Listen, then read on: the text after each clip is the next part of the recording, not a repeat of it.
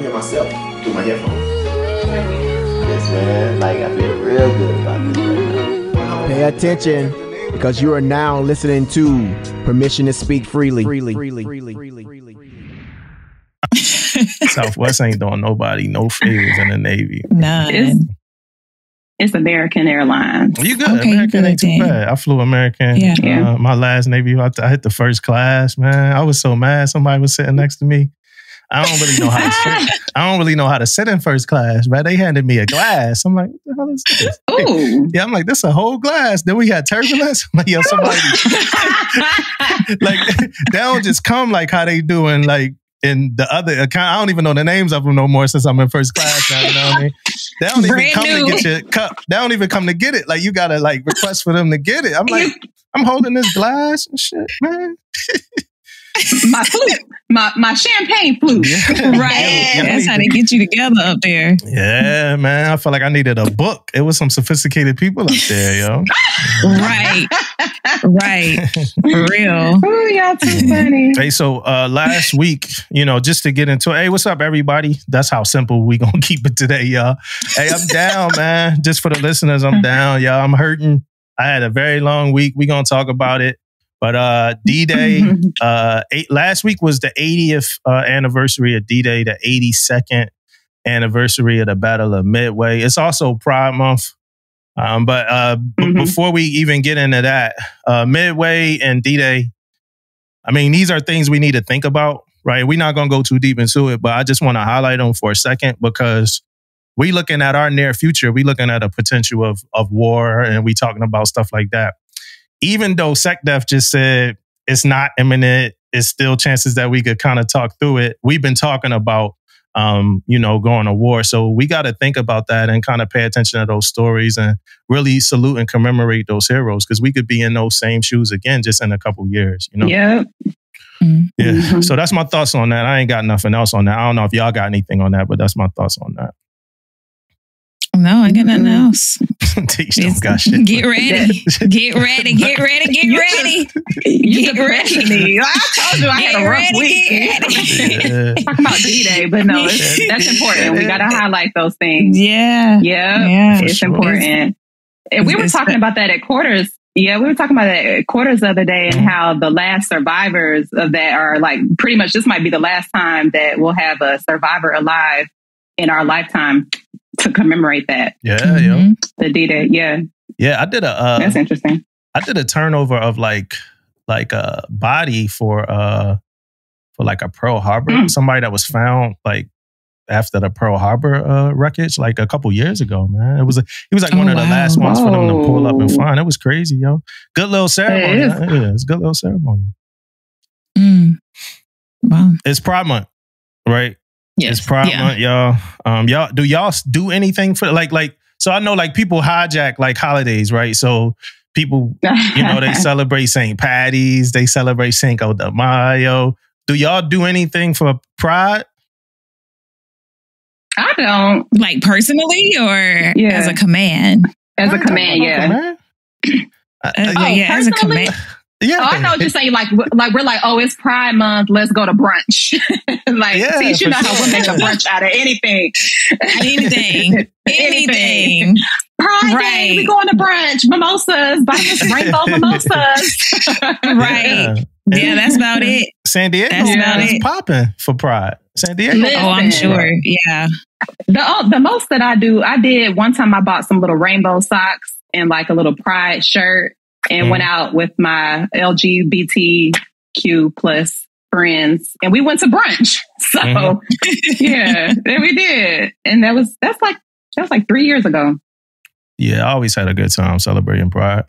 Always. What you do?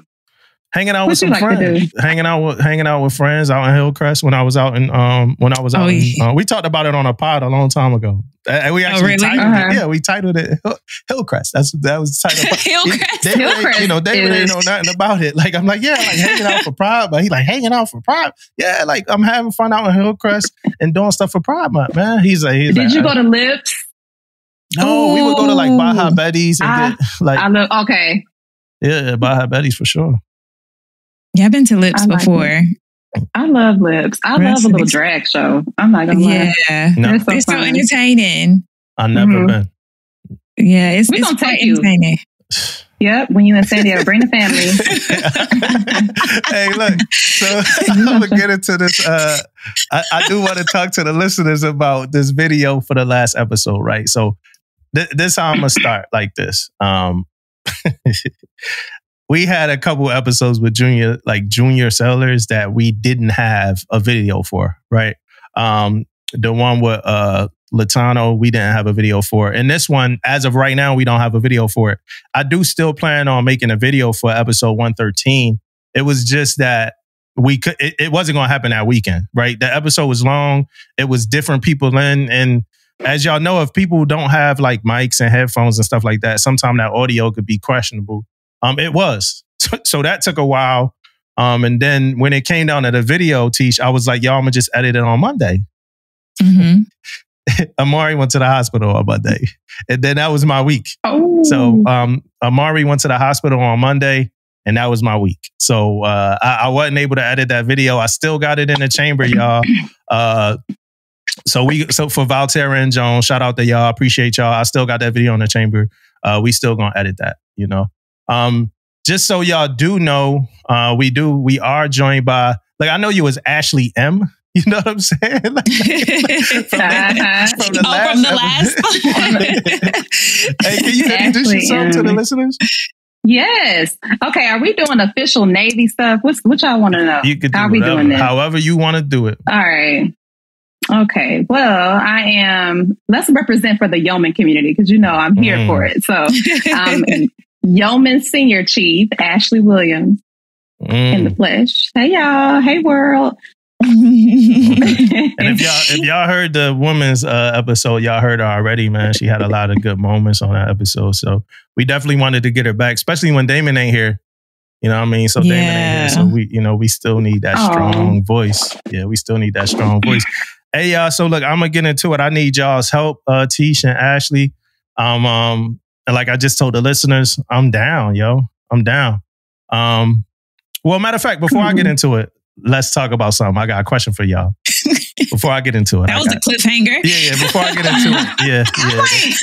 That's called more. Yeah, and that's called like holding the listeners hostage. I'm sorry that I did that, but I got something that I want to get into first, right? And that's y'all ever like check into a command, a brand new command, you like looking around and you watching them.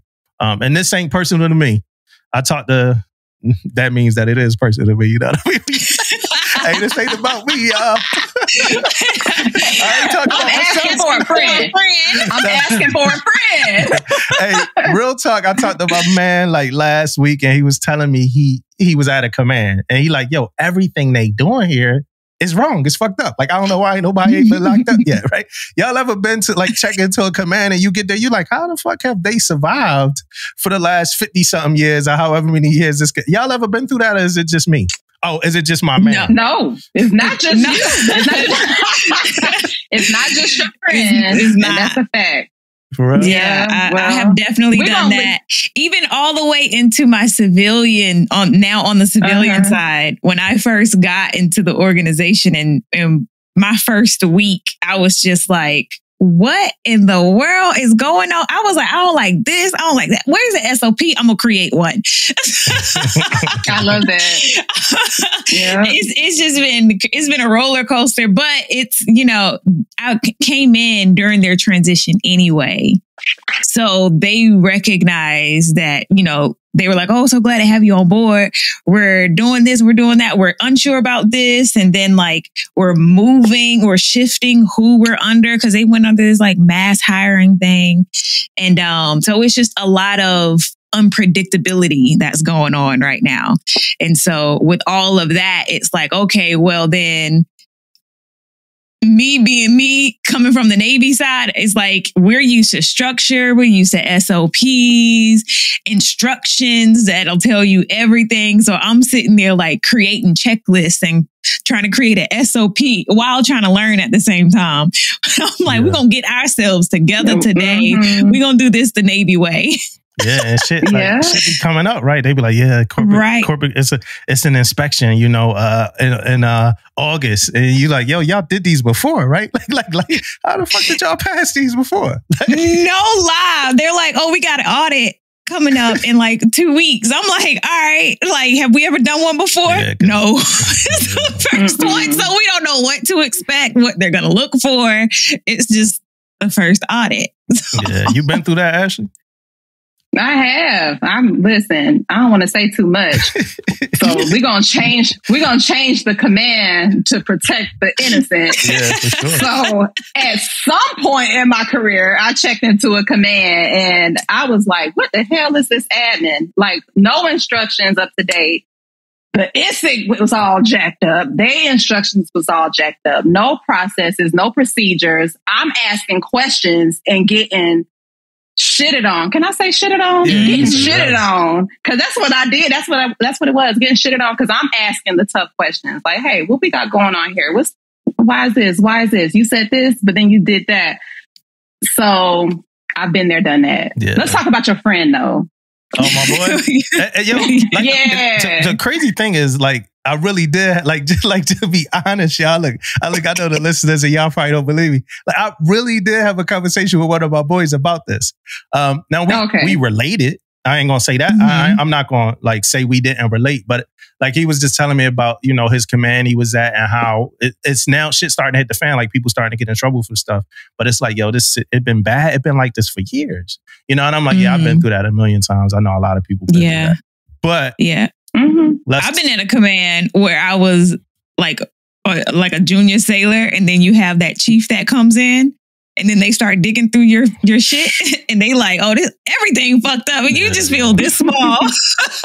Yeah, you thinking you did it right? You thinking you did it right? Oh, baby. Oh, you be baby. like, they need to send him back. Yeah, you thinking you did it right. I had when I was a second, when I left my first ship, like I visited like 2 years later or something, and one of my boys was on there.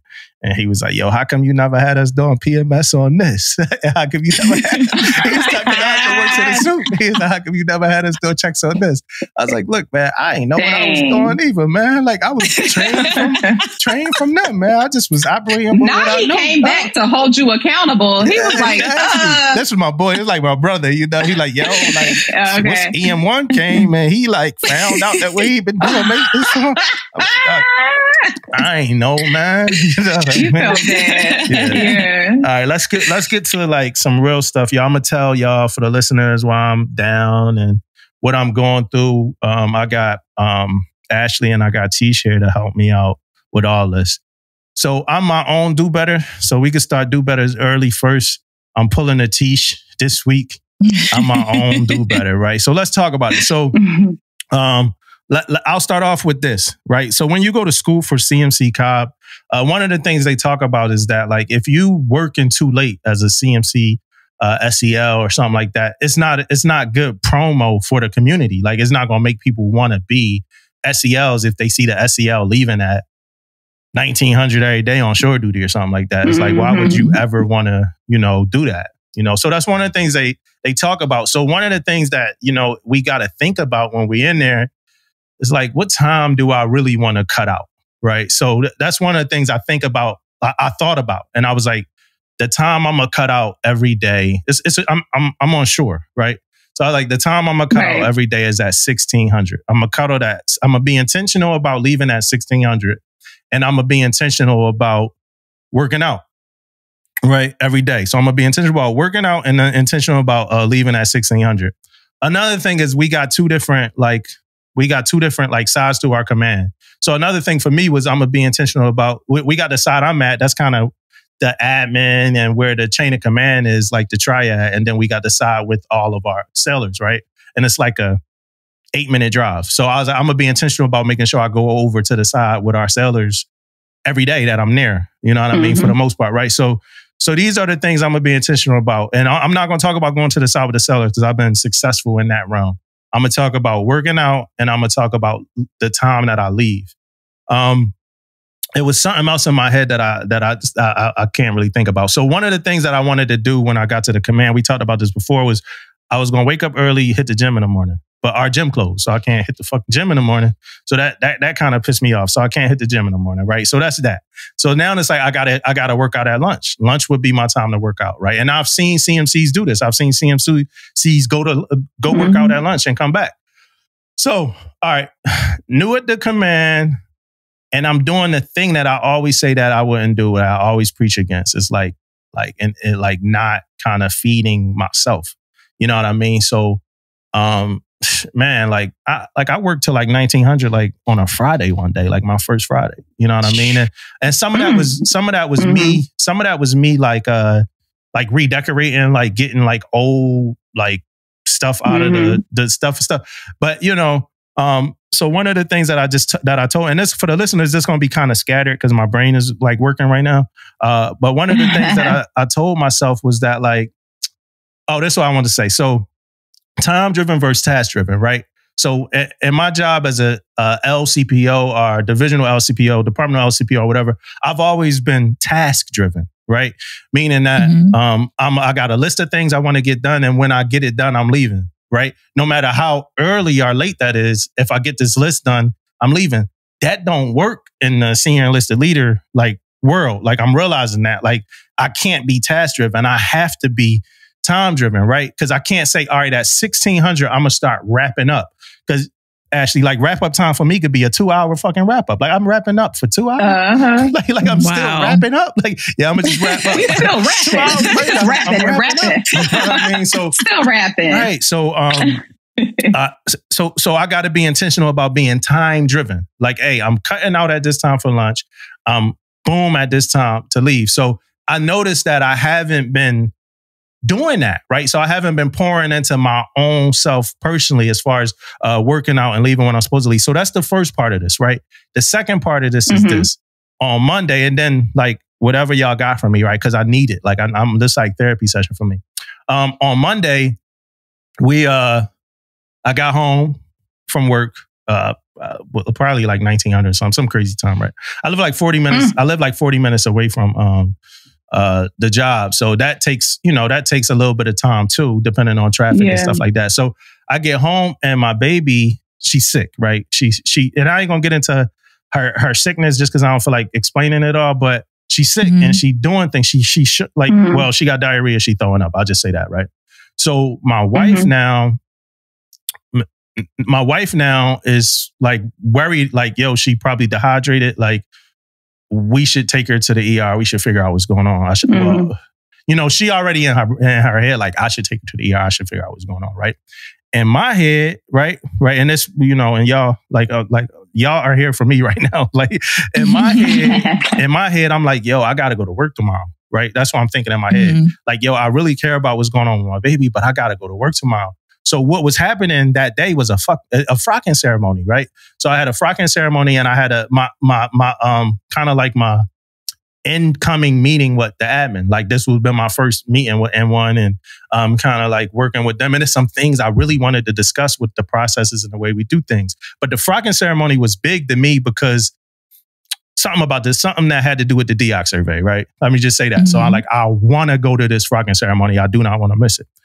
So that night, my wife goes to take Amari to the ER, and Amari have another accident on the way there. So she came back. So Angeline come back, wake me up, right? And my overprivileged ass is actually upset about this a little bit. I wasn't like outwardly like mad at her, but I'm like, damn, like I gotta hurry up and get back to sleep. Like my sleep is broken, and I'm going to work tomorrow. So it wasn't until the morning like when it's time for me to leave for work, it's around like 6. And I called her, and she still hadn't been seen. So she got to the ER around like 12:31. And she still hadn't been seen by like 6:30. What? Yeah. Like, so now and my wife, my baby, she still hadn't been seen. I know she ain't sleep, stuff like that. And now I'm like, yo, I feel like I'm going to feel like shit if I go to work. Like, I'm not going to feel good about this at all. Like, I feel like I'm letting my family down right here if I go to work. So what I did was I finally reached out to my captain. I'm like, hey, look, this was going on. And he had already knew that Amari was sick because we had like a conversation, just like a normal kind of conversation where I was just telling him how Amari was sick. So he knew that. So I'm like, hey, this was going on. I kind of explained to him the whole situation. And I was like, hey, I still want to come in for frocking. Like, I still want to be there for the frocking ceremony. So I'm going to go to the hospital. This is this. Then I'm going to come back for the frocking ceremony. And he said, hey, senior, like, we got this, man. Like, we got it. You good. Don't come in for frocking. Like, we going to handle it. We going to take care of it. Boom, boom. So I took that up. You know what I mean? Now, the thing is, I didn't call him about it. I had texted him. You know what I mean? I wanted him to have all that, information. So I texted him. When he was texting me back, y'all, I was driving to work. Like, because if he hadn't answered me, I would have got to work and then had the conversation with him. Because I don't want it. I was so caught up in it, like not looking like I didn't want to come to work type shit. I was looking for excuses. So I was on my way to work. But he hit me up. So I made a U-turn. I called my wife. I was like, yo, I'm coming. I'm going to be there. And then I was able to be there the next day too. I ain't go to work the next day. And then the next day, good for you. I came late. Yeah. And that's what we want to get into. The very next day, which was Thursday, I wound up coming in late because that was the first time I saw Angeline sleeping. It was like Thursday morning. So I was supposed to leave at like 12 and go home and get ready for work in the morning, but I saw my wife sleeping. Like, she was sleeping. Yeah, she was snoring and everything, right? So I'm like, yo, she finally sleep. Put a business out there. Yeah, I'm like, she finally sleep. I'm gonna let her rock, So I wound up. So I text my captain again in the morning again. I'm like, hey, sir, look, I'm coming in later, but I'm gonna be there. Touch base. It was a meeting I wanted to go to, so I wound up showing up on Thursday, and I went to work today, but.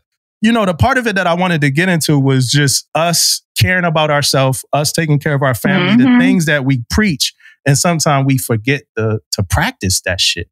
You know what I mean? And I felt like shit, y'all. Like that morning, like if I on my way to work, I'm like, yo, I'm like not being the best dad and husband I could be right now, And the wager was this frocking ceremony that I was so caught up in and going to, right? And I had a seller I was talking to one of my junior sellers today. And she was like, hey, senior, I'm going to be straight with you. Like I'm going to sum up what she said. She was like, the reason why you didn't go to the frocking ceremony is not going to matter to everybody. Like, if they got a problem, if people got a problem with you going to with you not being at the frocking ceremony, they going to have it whether they know that you wasn't there because your daughter was sick or not. They just going to have a problem with you going. And I was like, okay, that's facts. The third class. And I was like, wise.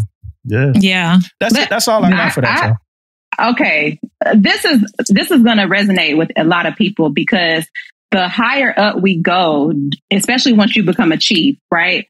Doesn't it seem like we forget that we're sailors too? Do y'all feel like that?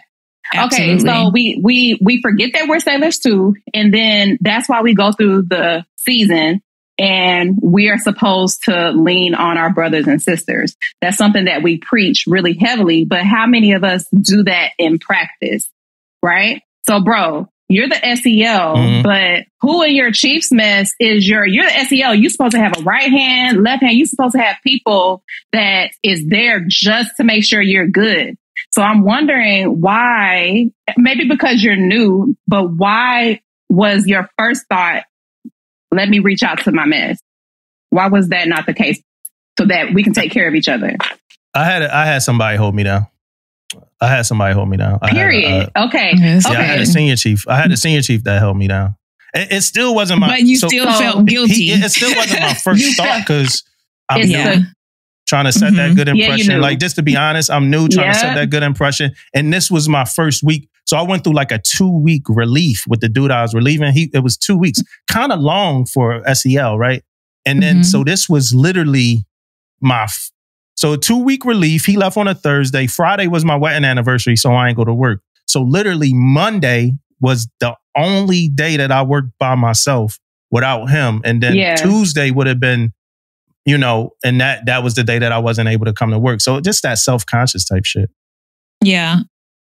I it's so hard because we always talk about like work-life balance, but it's really not. When you talk about balance, you think about it being like this, but it's really hardly ever really like this, where you're equally given at home and at work. It's hardly ever like that. One is going to outweigh the other depending on what's going on. And when you are when you are, going through everything with the command and everything, you're trying to do this and trying to do that. That seems like that's when something will pull at home. Like it's never a perfect time for it to happen. And it's like, no matter which side you'd go on, because like you said, if you had gone to work, you would have felt bad. And then you didn't go to work, but you still felt bad because you didn't get to go to the frocking ceremony. And it's so like, it shows that you care, for one. Yeah. You care about how you're perceived. You care about, showing up and first impression is everything. But I think that them seeing you as being a human is important too, because had you just showed up and then they found out, oh, his daughter is sick and he's here, they're probably going to think, well, he's not going to give a damn if my kid is sick and I'm not here. Or if you're there and you're divided, your attention is divided, right? Because your mind is at home or in the emergency room. So you're not even given like what the sailors deserve as far as like, this is a big moment in celebration and you checking your phone and your smartwatch trying to see what's going on. Right. Yeah. And I've been a victim of pouring from an empty cup before. And it was right after I made Chief. I was trying to balance Chief and, being in this new setting and had home stuff going through a divorce and everything. So everything was just kind of going along. And I was like, burying myself in work because I really didn't want to deal with what was going on at home. And so at one point it was like home hit so hard to where it made me stop and direct my attention there. But it took so long for me to get there. I had literally kind of just been kind of like, putting things on the back burner for so long. And then by the time everything did happen, I ended up having to do a whole Hums tour because I feel like I had just let everything build so much. So you have to like, when family needs you and they're there, that's where you need to be. Because at the end of the day, when all this Navy shit is over and done with, and you go ashore for the last time. Your family is the only one. Like, I have my friends and everything like that, but your family has to be intact. And so that's one of the things that I was like in therapy about. Cause I'm like, I thought at the end of my career, I would be like, I'm retiring. Now I'm going to be spending more time with my kids and, being that parent that I wanted to be when I was active duty and working hard and stuff like that. And now they on the other side of the United States of America. So it's like, now I'm looking back at that time like, dang, I wish I could have been more active with like making sure I'm spending that time, make sure I'm there when something happens. Like making sure they know that they're a priority. Yeah, I'm pretty sure they know they're a priority, but like in the back of my head, I'm like, but did they feel I was a priority when I was in? Yeah. Because at one point, my son, I forget, there was something that I missed or something. And they had gotten so used to me working so much. They were like, oh, that's okay. Like, we understand you're a chief. Like, we understand you're busy. Like, we're used to it. And I was like, damn. Your heart almost ripped out of your chest. Right. And that's what really made me say, okay, now it's time to retire. Because I'm not doing a good job at balancing this whole thing. And that's what Angeline told me, T. She was like, I know you knew at the command, you gotta go to work tomorrow. I know. I'm tracking. Yeah. Like, it's the resilience that our families have to have. The support. Yeah. Yes. It's crazy. And sometimes we don't really like see it and we kind of take it for granted. But like, that says a lot. Like, yep. And they mean it from a good place. Like she's saying like, I support you. I understand. I'm not upset. Different. But yeah, it does. It does. Different. So I'm glad you did stay home. On that, I got a question for both of you. So do you think that when we have those moments, Damo, where we're torn, do you think that we're putting like the onus on us because we think like too highly of ourselves in our positions that if we're not there, then things will fail? So is it a pride thing, do you think? Nah, if that makes sense. I think it's more of the. I'm gonna say this. Some people might not like that I say this, but I think it's more of the Peter Tomich kind of thought process in our roles that, like, from the generation that we come up from as chiefs. Like, we always gonna bear the load. Like, I'm always going. Y'all go. You know, like, if I was with, like, you know, my sailors or whatever, and we were at war, y'all go somewhere safe. I'm gonna stay out here shooting. You know, y'all get out of this space. I'm going to stay in here and hold it down. Yeah. And it's to a point where we even carry that into, like, our mental health shit too. Like, y'all go ahead and, like, it was a story, right? And I ain't going to get too deep into it, but it was a story about when the refugees when the refugees came to DC for a little bit when we pulled out, when we pulled the troops out and all that.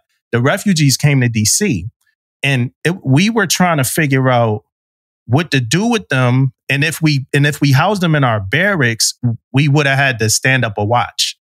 So that meant that chiefs would have had to tell their sailors, and I told this story in the spot before, that meant that chiefs would have had to tell their sailors, like, hey, we got another watch for you, right? And it's shore duty, and all of our sailors didn't even have watches all the time. But it's like, hey, we got this watch for you. You got to do this barracks rove because we got the refugees in the barracks. Most of the chiefs, if not all of the chiefs, was like, I'm not making my sailors do that watch. I'll do it myself. You know, I'm not making my sailors come here and drive. I'm not making my sailors do this and do that. I'll do it myself. And this was an extreme circumstance where Navy chain of command, we discussing a way to do something. And every chief was like, I'll do it. So we wasn't even going to tell our sailors. We was going to bear the load.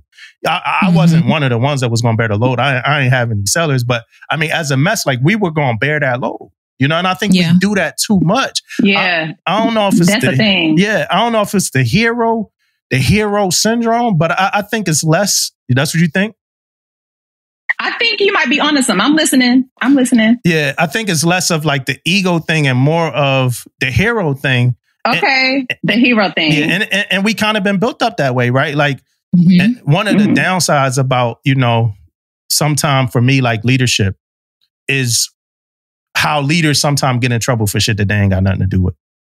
Yeah. You know, like things that they have very nothing to do with. It's a reflection of your leadership, right? I think that's weird sometimes, right? But I think all of that stuff cooked up in the pot is what make us be like, fuck my mental health. You know, my physical health, like a lot of, like, you know, they be clowning like fat chiefs and all that sometimes, and it's like, yo, some of these dudes be like just working, like boom, boom, boom, working. Yeah, you know, fuck my mental health, fuck my physical health, my marriage, my family, boom, boom, boom. I'm gonna do this, and some of these guys are. I ain't saying all of them for the junior sailors. Some of these guys are trying to, like, and women are, like, trying to, like, take care of their sailors, and, like, you just putting yourself at, like, a detriment. You know what I mean? So that's my thoughts on that. What about you, T? I already said my piece. Oh, all right, same. Okay, about the ego versus the hero. Yeah, I think it's more of a hero, the hero thing, because we just feel like, oh well, what if something happens while I'm not there? You know, that used to be my thing. Like, but what if I'm not there and something happens? Like, I need to be there to make sure I can protect them for whatever, or I'll do it instead, you know, and I end up or I'll stay behind and, you know, get stuff done. Cause during the day I'm trying to take care of them. And then once I get them out the door, now it's like, okay, the task that I had to work on that day, let me go ahead and get that taken care of, which is why I used to be kicking them out the door. Officers too, I'm kicking all their asses out, because if I can get y'all out, now I can work on what I need to work on without hearing Chief 35 times an hour. Hey, that's fact. So go ahead, Damo. Actually, I could link this to why the MCPON don't make as much money as we think the MCPON should make. I could link this as to why certain certain positions of our leadership, fleets, forces, different types of chiefs, the CMC on the ship don't make as much as I could link all of that, like, self-sacrificial. We not doing it for the money. We doing it for this and that. Somehow all of that stuff is a relationship to each other, honestly. Yeah. That's good. And a good point. that you're making is at this level, we are assuming a lot of responsibility and we're not getting anything for it. We're not getting awarded, so that's not what we're doing it for. We're not doing it for the attaboys because we're highlighting what our sailors are doing. Yeah. But my thing about that is, how are we preparing our relief if we always have to be present? And a lot of times I think that we take, and that's why I say ego, we feel like we have to be in the room. We have to be a part of the evolution, and we can't let the first classes make decisions because what if they mess up? And we're scared that it's going to be a reflection on us. But how are we actively training up the relief? So we can go home and retire? Yeah, no, I think that's like a 14-fold thought process joint where I could get into one of them, right? I could get into one of them. I ain't gonna go too deep into it, but I was at a few commands. I'll say a few commands I was at where it was a casualty or some shit. And I'm like, yo, my third class has got this. And the CO looked at me like, what? Like a third class, what you mean? A couple times, like it was one time, man. I kind of get this quick story. It was one time I had an EM3. This dude used to work for NASA before he, came to the Navy. He knew more than me about electricity, right? So he caught like something broke on something, and he like, hey, Chief, I'm new on the ship. He like, hey, Chief, this thing broke, but the parts on board. We could get it, can you talk to LSC? Whatever I had to do, right? I'm like, yeah, I got it. So I call, I talked to my chief engineer and they like, yo, we need you to come in. I'm like, no, you don't. My third class got it. Like he got this. He on duty. He got it. You don't need me. They like, got it. They like, nah, we need you. I'm like, give him a shot. Right. And he did it. Yeah. Fixed it, figured out, the chief engineer hit me up like, hey, EM3 got it. I'm like, yeah, I know. Like, I told you, But same thing happened. Like before, like it's a casualty, right? I'm an engineer, so I was an engineer. It's a casualty. CO, looking at me like, hey, it's like, yo, my guys, they got it. So sometimes, and that's the only. And shout out to all my COs. No, no offense to none of y'all. Just I ain't even give specifics on who I'm talking about, but that's like one of the examples that I'm gonna give about like why sometimes chiefs like feel like they gotta be there and insert themselves into the situation because sometimes the expectations it's so much bullshit with like perception that sometimes the thought process is like if they not there they like in the mess bullshitting or something. So it's like it's like yo I'm gonna just be there so I could fight against the being in a mess kind of bullshitting thing. Okay, but come on. When we were coming up, our chief actually was in the mess bullshitting. And the first classes was running the shop. Yeah. I didn't know who my chief was. Yeah, but when I was coming up in the Navy like that. Like on a that was mine. I didn't even have her cell phone number. My sailors love y'all if y'all watching, but they have very much access to me at all times of the day, and that's fine because that's where we're at. But at that time, our chiefs left us for dead sometimes. Yeah. But look what happened, Ashley. We changed that narrative. Like we changed it. We, it's like I think you got more time than me, Ashley. Cause my chief was there, like he was around, you know what I mean? But like, oh, okay, yeah, he was with me, my first chiefs, and that kind of set and planted that in me. But we decided that but I heard all those stories, like when I got to my first ship. Yeah, my first class was with me. Yeah, and when I got to my first ship, that's what they used to say. And my chief wasn't around as much as I was around as a chief, but my chief was around more than those stories that I heard about chiefs where they was like, yo, they wasn't even shit. Okay. They wasn't even, the only time you saw them was when you got in trouble type shit. Like damn, No, for real. Like, there they are. Was it like that for you, T? Did you see your chief growing up? My very first duty station, our chief, we had a chief and a master chief, but our first class really kind of ran the damn thing. And so my next duty station, there was more of a chief presence there. And I think, and when I look back, at one point, when I looked back at my first supervision, because I still communicate with my very first chief. Or actually, she was my first class. But back then, I kind of, when I think about the chief, how we are now, that's what I saw her as. But she was a first class. And sometimes I have to remember, no, she was, like I said, she was my first chief. No, she was my first class. But in my head, I remember her being like a chief because that's how she operated. All the first classes back then operated like, all of them like chiefs. No, they were very present. In RDC, our first impression of leadership were first classes. Sharp first classes, and for all intents and purposes, those could have been chiefs anywhere. Yeah. So I'm just wondering where we lost our. Did we lose trust in the first class mess, or did the first class mess fall off somewhere? I think maybe that somewhere along the way, they pulled the chiefs out the mess and said, "Stop hiding and get in the trenches."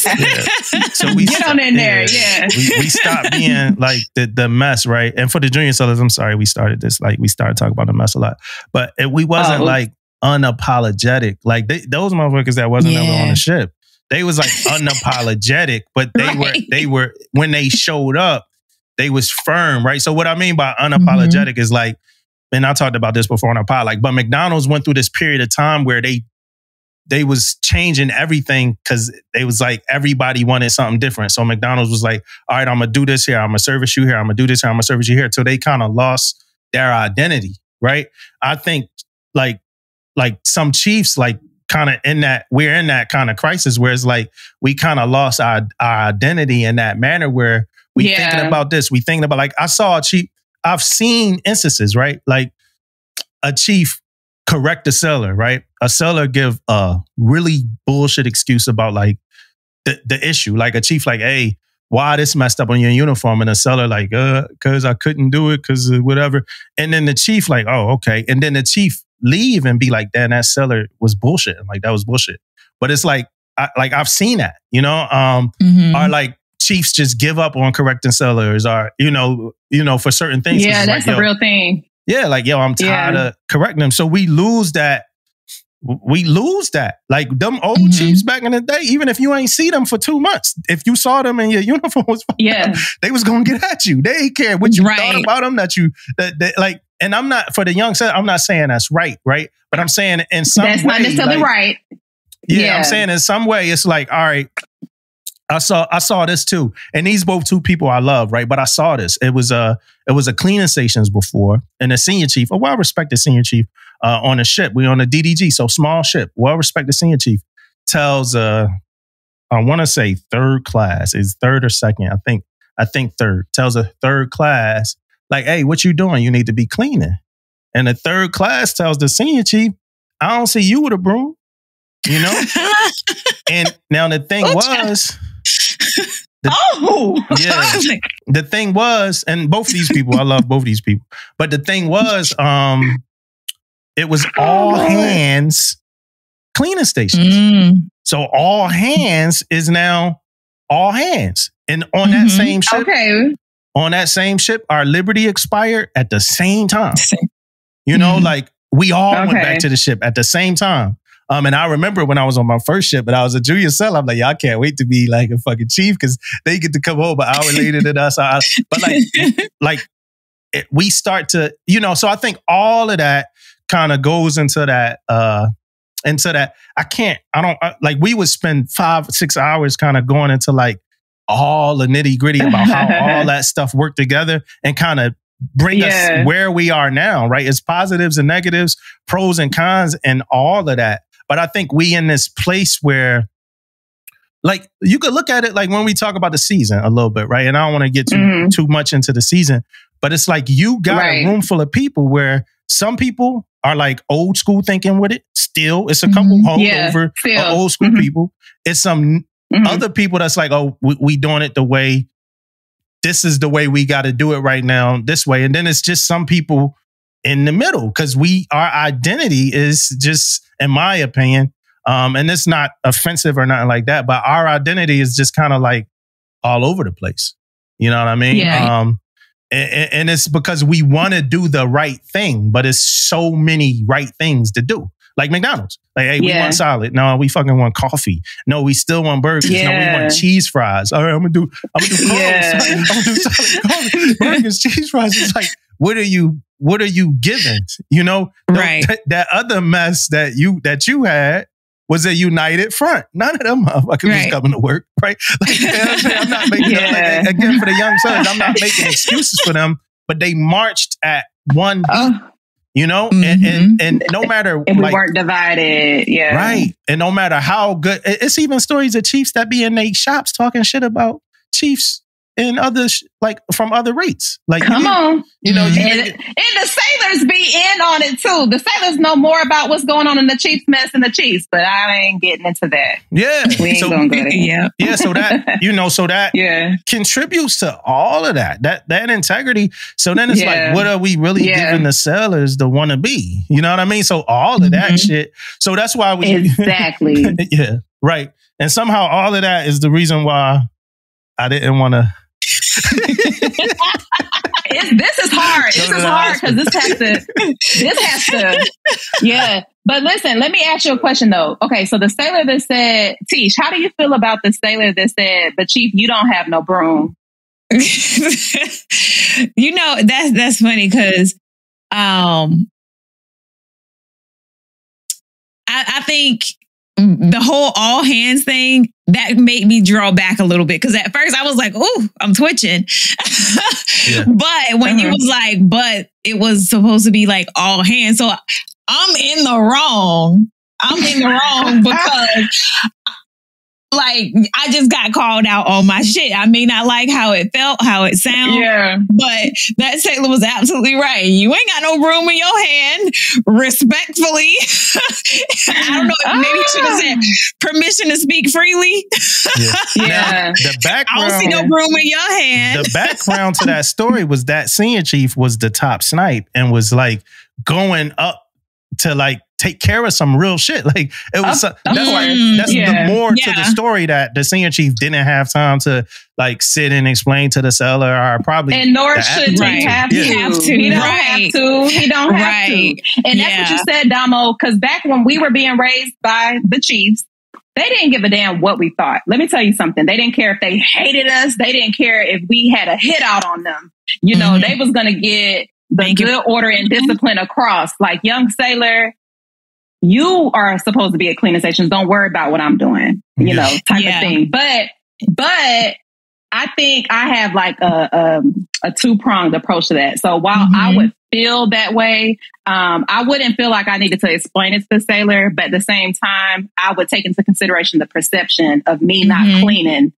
telling a sailor that they need to clean. And I think like taking a beat and like swallowing your pride. And even though you know you got something going on, but you can be like, you know what, you're right, sailor. And I'm going to go ahead and get my broom and get to it. So now, you know, go ahead, do what you got to do. Type of thing can make a sailor feel like, okay, I'm heard, I'm seen, and I'm not, you know, I don't know. I don't know if I'm saying that the way I would really say it. Yeah, you're right. You're right. But we blow those. A lot of times we blow those opportunities. Like we ego want. Ego catch up with you. Ego. Most times. It'll do it. We blow those. I had my one of my divos on here before. He was talking about how him and the seller got into it on the brow one day about, you know, because the seller said something. He like, what you say? Like, he bucked up at him and he regretted it. You got to hear it. Y'all got it. It's like one of our old episodes. Lord. My old divo. Like, he bucked up at the seller and everything. And he immediately regretted it. But it's like ego. Like, it's like somebody said it earlier. I think like people still humans.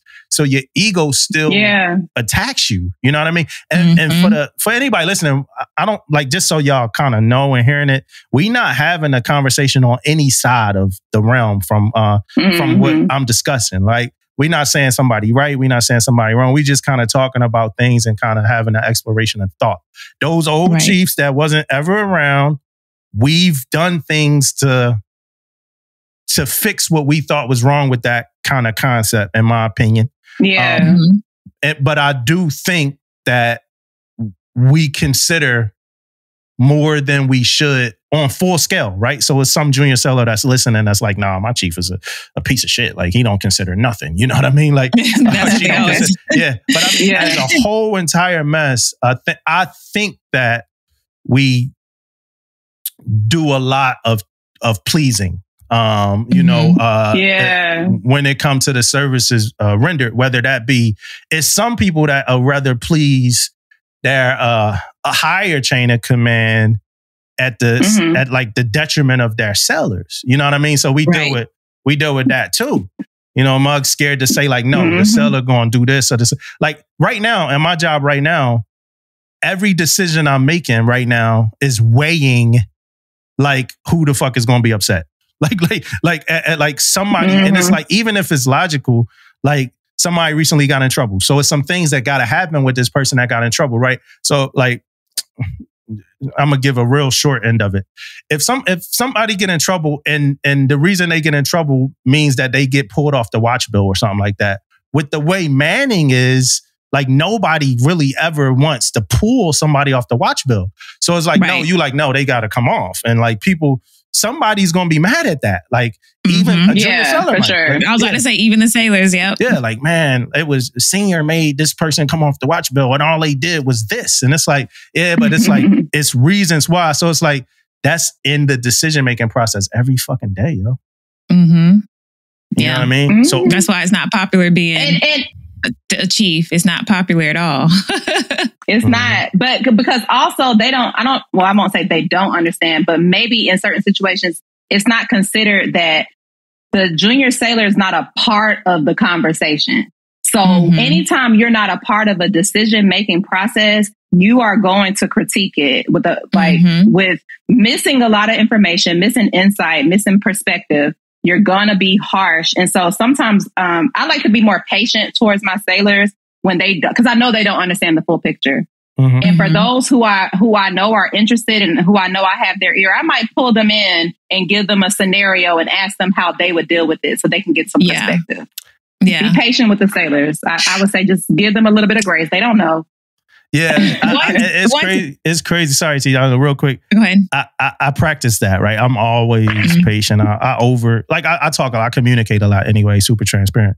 But it was one time in recent years that like some seller just made me like just real fast. Like I was real impatient. And I never won. Honestly, from the moment I did that, I never won back that seller, like ever, from that moment. Like I was like sharp, I wasn't patient. I didn't feel like explaining something. Like, and I never do that. I always kind of, explain, and stuff like that. But it's just this one moment where it's like, hey, senior, why because we got to do fuck shit. Like, you know what I'm saying? And then it was over. It was over. Yeah. Like I never ever got the seller back. I was like, yo, it's over. Like, you know what I mean? Like, and no matter, I still had the seller best interest at heart and all of that. But that one, and so this is a precautionary tale, I guess, like that one moment of like when I just was like, come on, y'all. Like, right. Like, I don't need this shit right now. Right. Yeah, that's it. That's all I had on that. No, I was about to say, it reminds me of once when I was a first class, actually, and I had this junior sailor, and she was just so hard-headed. Like, she was just always that one that everybody was like, oh, God, she up. What is she up to now? Yeah. And so what I ended up doing was making her the LPO for like a week. And I was just kind of there with her to kind of like, she was like a third class, I think, or a seaman. Yeah. She was a seaman. She was a seaman at the time. So she was the most junior person in the office. I made her LPO for a whole week. Yeah. So she was like all excited at first. By Wednesday, she was coming to me apologizing, like confessing her sins. Yeah. And she was like, I'm so sorry, blah, blah, blah. I know I've been difficult. Yeah. Like, I understand now. Yeah. And I told everybody, like, don't give her a hard time on purpose. Just be normal, you know? And so I was like, okay, got it. And so she was like, all right, so I can go back now. And I'm like, no, you still got the rest of the week that you have to finish out. Yeah. And people do that all the time. Yeah. Whenever they sit a seat, like it's that seat that you think, hey, for the young sellers, right? This is for y'all. Like, y'all listen to this part. Right? That seat that you think where the person don't do shit, like the works in the soup ain't doing shit, the LPO ain't doing shit. when you sit that seat, it's easy. It's a different, you know, I remember like filling in for the CMC. I'm like, man, this dude just be in his office. The first time that phone rung, I thought it was Scream. I thought I was in Scream. That shit like I'm looking at it like, damn, yo, what it's about to be. You know, and he like, you know, my CMC, he's like, yo, it's a bunch of Master Chiefs. They all got their shit together. You know, you ain't got to worry about them. If they call you, it's a big thing because they are Master Chiefs, installation Master Chief. Man, the first phone call was an installation Master Chief. I'm like, oh shit. Damn, brother. And we got this sailor. We need to move them here, do this here. You know, I'm like, oh man, this seat ain't what you know, so every time you go into that next seat that you think that person ain't doing shit, that's when you really do learn. Yeah. What's going on? And maybe they're just making it look easy. Sometimes, you know, especially at this level, we're so used to like packing it in like this. It's just like we just pack things on top of each other, like requirements, meetings, tasking, evolutions, exercises, drills. Like we're just watch everything, and we just really be sitting above water with our legs like kicking, but just real calm about it. And so sometimes that'll just make people think that, you know, you don't have it hard or you don't have nothing going on, but we just don't have the luxury of being flustered. Right. You know? Yeah. And a lot of it, like you said, you used to. You know, a lot of it you used to. And then you most likely you got somebody you could reach out in them times that is something that you're not used to. And that's the beauty of the utopian idea of the Chiefs mess, right? Like what it's supposed to be. Like you got somebody you know you could talk to, you know, and reach out to. So that's the beauty. And with all that said, that's the reason that I was stressed out about. I just realized we were still we did a full circle. Yeah, full circle. No, but like, hey, somehow, y'all, and I'm talking to the listeners. Somehow, in that conversation, that's the weight of making that decision on what the fuck am I going to do. And to wrap that part up, though, is we got to practice what we preach at all times. Like I preach, take care of yourself. Take care of yourself. Take care of yourself. Put yourself first. Put your family first.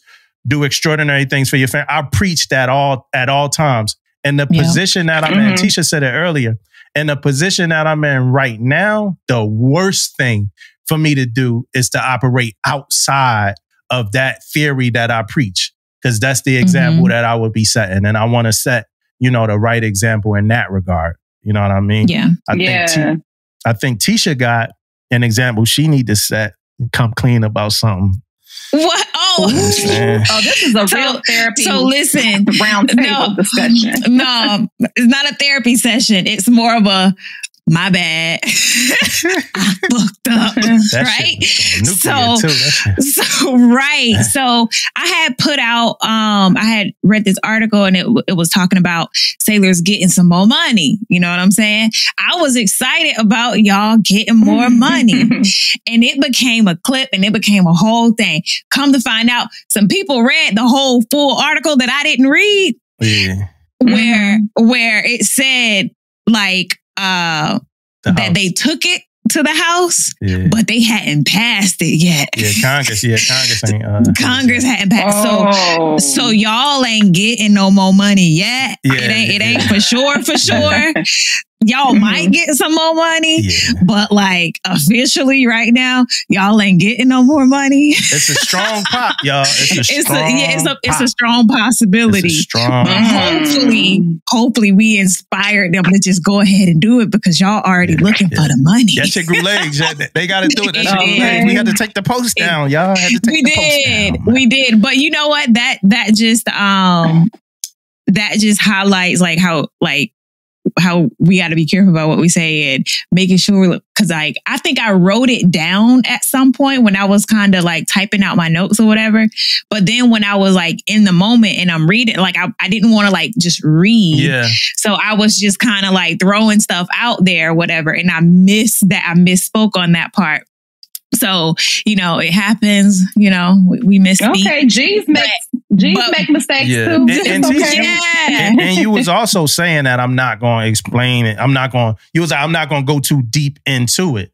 You know what I mean? But ain't nobody hear that. Ain't nobody hear that part. Nobody. Yeah. Okay. I was just trying to breeze over it, but yeah. But the way it came out, it made it seem like y'all were definitely getting some more money, and y'all are definitely not definitely getting some more money. Yeah, and that caption that the PTSF handler put on that shit said, "More money is coming. It's a more fact. money is being shooting."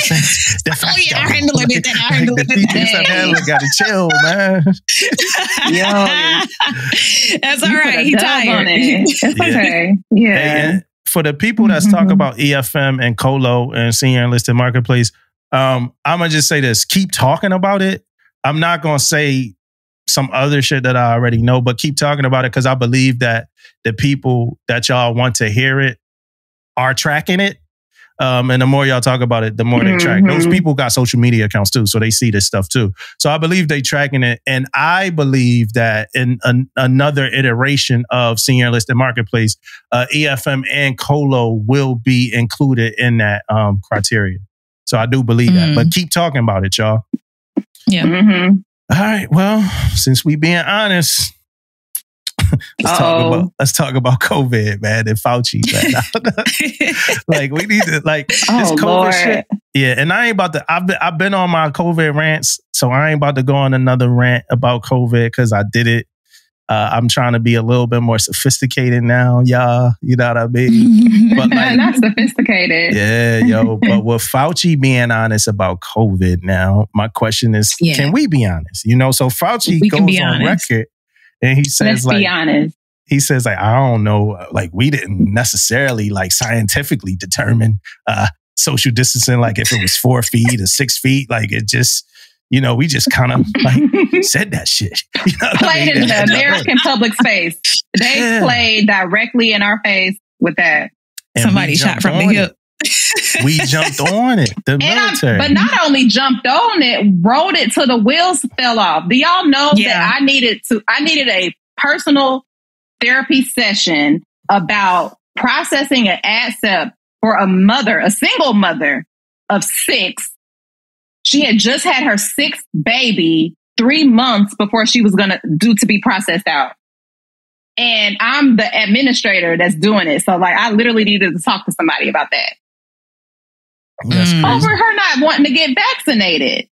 Yeah. It was finna throw that lady out the Navy. Luckily, that didn't happen. You know, things got overturned thanks to, the Navy SEALs? The SEALs? The SEALs, yeah. They saved the day. They really came through in the clutch because my sailor got to stay and I was so happy for her. There was so many people who didn't though. SEALs was like, we could throw hands and figure it out. SEALs like, we could throw hands. Y'all want to throw hands? We could really figure this out. SEALs come to you guys start talking a different language, man. You can't talk that tough shit when the SEALs talking to you. Yeah. No, you can't. You really can't. It was bad, y'all. We kicked people out. We kicked people out. We trying to get them back. We trying to get them back. And they said, some of them like, nah, I'm good. They like, nah, man. They good. Yeah, you know, that was some BS. I'm not going to lie. Yeah, I don't get it. You know, and I think I said it on this pod before. But, you know, when they started dangling Liberty, like when we was on the ship and they was like, yo, if you don't get to COVID, you ain't gonna be able to go out on Liberty and enjoy Japan and all that. I was like, yeah, sign me up, man. You know what I mean? Right? So this was before they made it mandatory. But if I was a civilian, I'll just say that. If I was a civilian, I never would have got a vaccine. I'm gonna be honest there. Like I would have never got a vaccine. My wife don't have one. Yeah. I would have never got one. I don't think my brother got one. I didn't get them for my kids either. Yeah, I'd have never got that shit. Same. Like they came up with that shit in like 8 months, man. Like they exactly. And at first they were saying that if you were like 6 and under, you didn't need it. I don't remember, but it was like 6 and under didn't need it. And then all of a sudden, the CDC's made it mandated for all of their students to get COVID vaccination. So that's like 2 years and up. Yeah. What? Y'all ever be going through some shit? I believe that. Y'all ever go through some shit and be like, damn, is this because of the vaccine? Like some shit you ain't never go through before? Yeah. Like, my arm hurts in this weird way. I'm like, man, that's a vaccine. That's a vaccine. No, do y'all remember when they came out with... I blame everything on it. I blame everything. If I cough wrong now, if I'm COVID. sick longer than usual, I'm like, it's from the COVID. It's from COVID. It's from the COVID vaccine. No, do y'all remember they came out with sudden adult death? Y'all know SIDS, sudden infant death. Yeah. So all these healthy adults in their 20s, 30s, teens dropping dead out of nowhere, and now they're going to call it sudden adult death. How y'all going to make up a syndrome out of nowhere in the middle of the pandemic? Y'all done made us take these vaccinations, and now all of a sudden adults are dropping dead. We're not going to blame COVID vaccinations. We're just going to call it sudden adult death, and we don't know where it came from. I'm telling you. I think SIDS is some bullshit. So let's avoid a lawsuit. Yeah, I think SIDS some bullshit. Yes. Your baby died. We don't know why. Figure out what happened, but the neck might have hit the chest for too long. And I don't believe in SIDS before I believe in SADS. Oh no, SADS is horrible. Yeah, SADS is horrible. Yeah, they're gonna try to avoid a lawsuit because they made us get it anyway. So they're gonna try to avoid a lawsuit at all costs. So we're gonna call it what we want to call it. We're gonna call it what we wanna. They shouldn't have did them American people like that. Yeah, well, I say them American people. I think next time we need to take a step back. And I said this before. Next time we need to take a beat, man. Take a beat. Don't just jump on that shit because Fauci taking everything back. He's taking everything. No, everything back. Who sent out the NAB admin that said there was a NAB admin that went out that said if you are a leadership and you're not vaccinated and you're not behind it, they scolded us. You remember? They sent it to the chiefs mess and they were just getting on us. And I wonder, that didn't age well. I had CEOs talking about science, yo. Never talk about science. It's like, the mechanisms and the strain and shit. They were using that degree. They were using that degree. Let me tell you, they were using that degree then. Yeah. All of it. But it's like during that time though, everybody was like begging for answers. And I think it was just so much pressure for them to put something out. Like, we got to say something. They asking for something. So they like, fuck it, 6 feet. Stay 6 feet away. Pressure, wear a mask. Right. Yo, how far? How far? Fuck it. 6 feet. Just 6 feet, huh? We figured out later. People literally stood outside in the yard to congratulate people on their weddings, babies, and graduations. Yeah, you remember the little drive-bys? The little drive-by joints? Yeah. Is there something wrong with us? Are we as intelligent as we think we are? I can't believe we did that. People didn't go to their grandma's funeral. Yeah. Yep. So when I came sorry, home, that's not funny. So I came home I was in Japan. I came home. When I came home, my wife was spraying down Amazon boxes, man. I said, what the fuck you doing? I'm telling you, before you pick up anything, you spraying the boxes. She's spraying everything. I'm like, and look, the crazy thing was, if you were in a public setting and somebody started coughing, it almost was a fight. Like, even to now, I still got PTSD from that shit. Somebody started coughing crazy, I'd be like, You ever you cough? need to go home. You ever cough in a You hold the cough in. Yeah, you hold it. Hey, listen. I'll be right back. I will lose my life before I cough bad in a public setting. Okay, wait, I got one more thing to ask y'all. What do y'all feel about the fact that you remember when they started letting us eat in the restaurant? I was about to bring that up.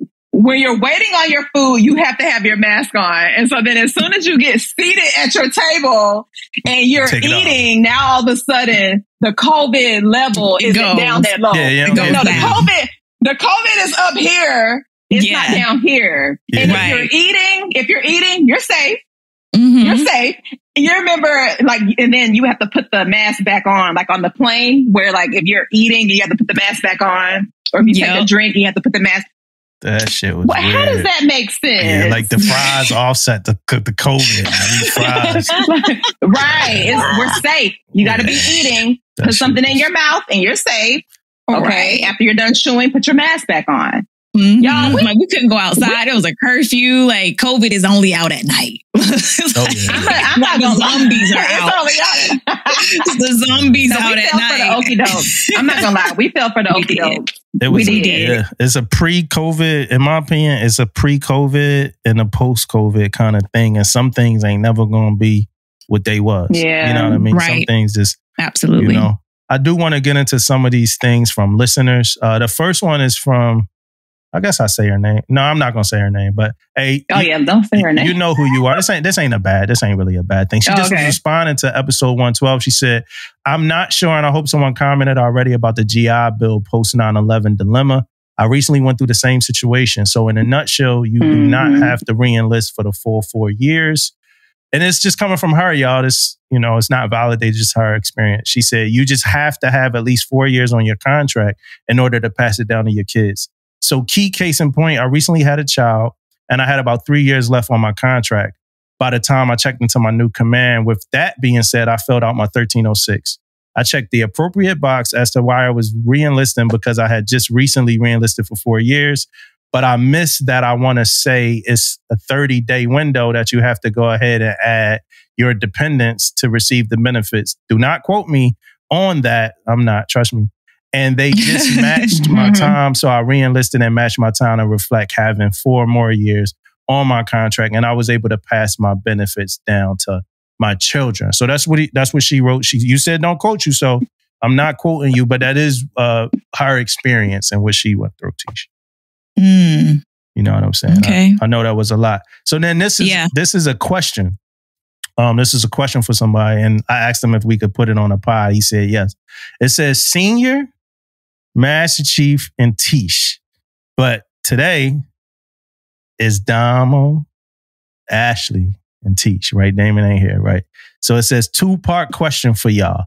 And y'all got a part of me reading these because people just wrote these how they talk or however the fuck they decided to write them. You know what I mean? I know the first one, she said, please excuse me any errors because I'm dictating to my phone while I drive from the gym. Right? So she had to get that off her chest. Yeah, I got to get this out. So shout out to her. Now, in this second one, right, he says 2-part question for y'all. Hard charging second class here, looking for some advice, guidance. My junior guys are lacking that care and pride mentality. Aren't receptive to training. Just bad culture that I'm trying to break.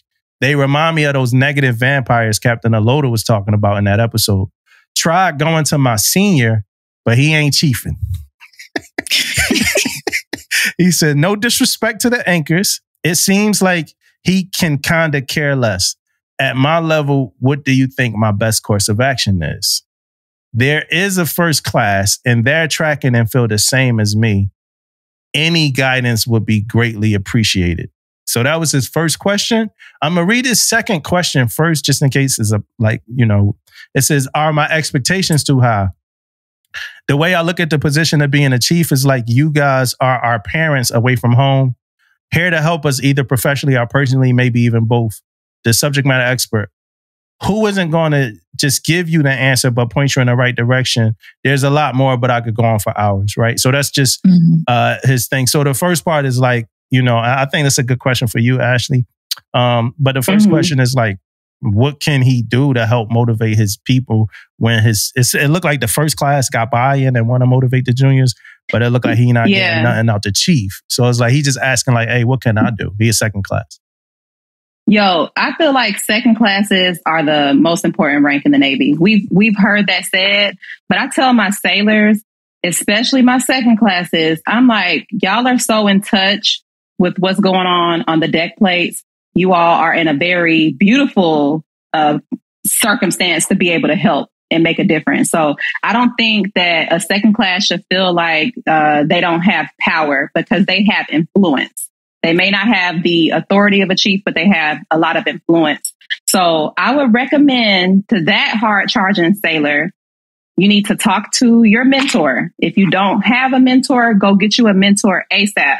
I would recommend a first class or a chief that is doing the things that you want to see implemented. Always find someone that's already doing the thing that you would like to do or see done. And then always show up as what you want to be.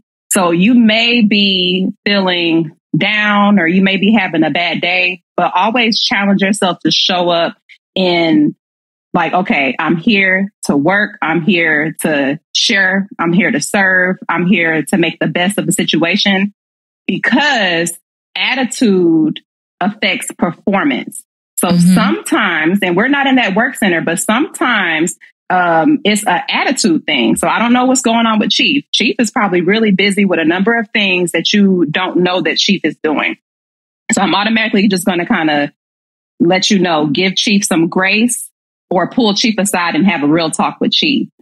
But attitude rolls downhill. So if you feel like, Chief isn't giving you the attention, the training, the time, I would have your first class or a trusted chief go and talk to that individual, but then show up how you want it to be. Okay. So at quarters, I would show up and have a motivational quote, ready. Hey, y'all, here, showing up. We're going to knock this day out of the park. We got this work list to do, and just have a positive attitude towards it and watch how the environment shifts. That's one thing. So attitude, check your attitude and what you bring to the table. That's number 1. 2. Hey, can I say one thing in between? Can I say one thing in between? Go ahead. Oh, yeah. Go ahead. Apologize if I misgendered this person, because I said he and they didn't say if they, you didn't actually, I did. I said he and they didn't say if they were, how they identified them. I don't know who's talking to me. That's basically what I'm saying. So I apologize because I did say he. That's all I was saying. Okay. So yeah, first and foremost, we're checking our attitude. But then secondly, I would say formulate a training plan. So one thing about the Navy is you don't have to recreate nothing. Everything is already out there for you. So if you're not in a Facebook group and an email group like the Yeomen and the LNs and the NCs, we have this power group and we just share information. We ask questions. We help each other out. Get yourself involved in that and borrow what's already out there and then go emulate it. Put your twist on it and then emulate it. So again, we can always, it's easy to sit back and point out what's not being right, but it takes a different type of leader, and it takes initiative, and it takes character to look at yourself and say, what do I possess that's going to make a difference? Because you should show up and the environment should change around you because of who you are. And if you're a hard charging second class, I absolutely believe in your capability and your motivation. The fact that you're reaching out to ask this question lets me know that you have it in you. So to recap what I said, get a mentor and enlist the help of your mentor with getting a plan for how you can help improve your work center. Talk to your chief and let your chief know your concerns. Adjust and check your attitude and show up as the environment that you want to see. Show up, already doing that. And what was the last thing I said? Training. So going out, reaching out and borrowing from others and emulating that training plan in your work center. I would do those things and you'll see a turnaround very quickly in the attitude and the production of your work center. And your chief is going to be looking at you and like, okay, wow, you got it. Right. Yeah. Yeah, I ain't got nothing different or better than Ashley to say.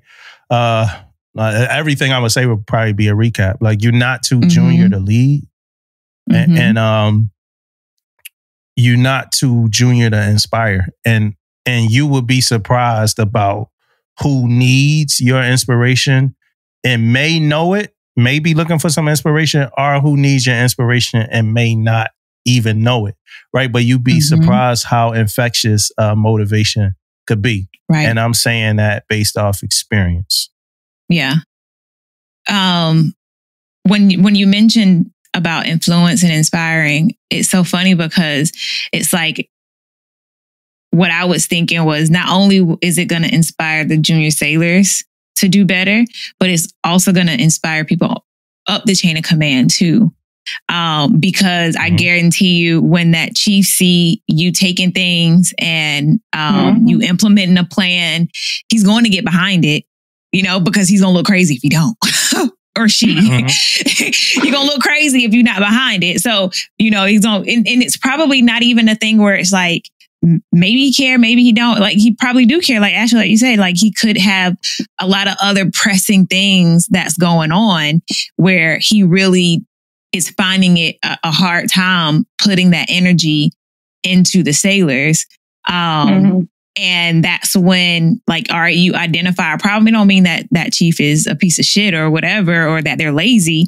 That's your opportunity. Consider it an opportunity to, this is what's needed in my shop. This is how I can step in and make a difference. But don't try to do it to like shit on people.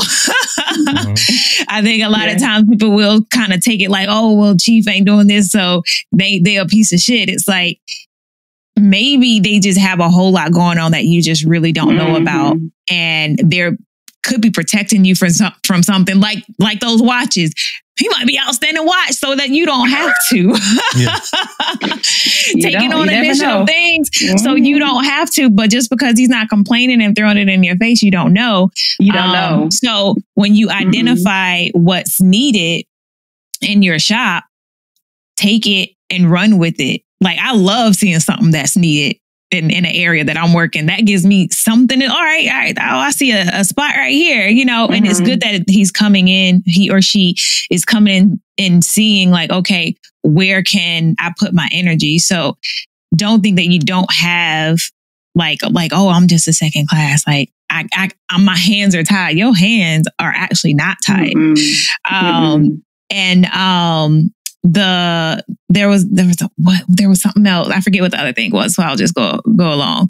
But yeah, like I'm glad that he is taking the initiative to do something, because some people would just allow that environment to become them. It's like the coffee bean book that Damo was telling me about, and I went and read it.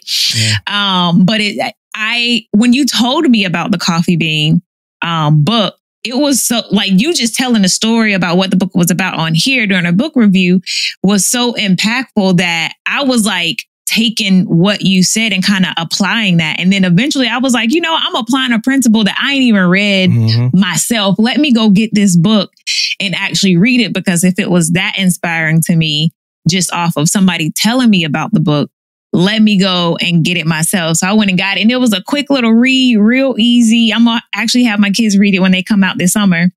And we're going to talk about it.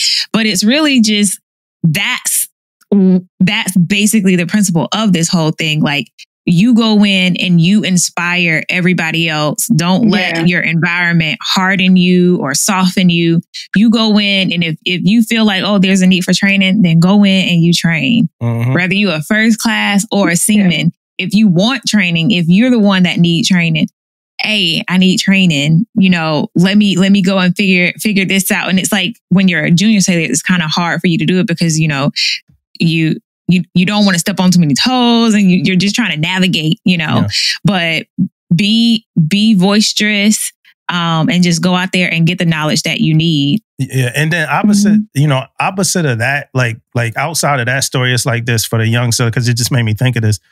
Like, you could be better than your predecessor. Like, you could be a better leader than your predecessor. You could be more fit than your predecessor. You could be better than your leadership. You could be a better leader. You can have way more leadership qualities than your leaders. Sometimes, right, and what could be frustrating for some young sailors is sometimes you might not be in a position to exercise like all of those things, but be ready for your moment, because like based off of my experience, it's always a moment where your gifts and your talents are going to come into play, right? And you just always got to be ready for that moment. Don't fail in that moment. When that moment arrives, it's like, damn, like you wasn't like Free Willy, right? Like he wouldn't do the trick. Like that shit let me down. It's like, oh, Willie, like, he do the flip. Like, but like you Damo, these sailors don't know Free Willy. You done told them. You know what? That's true. That's true. They don't know that. Probably don't. Hey, y'all, it's a movie.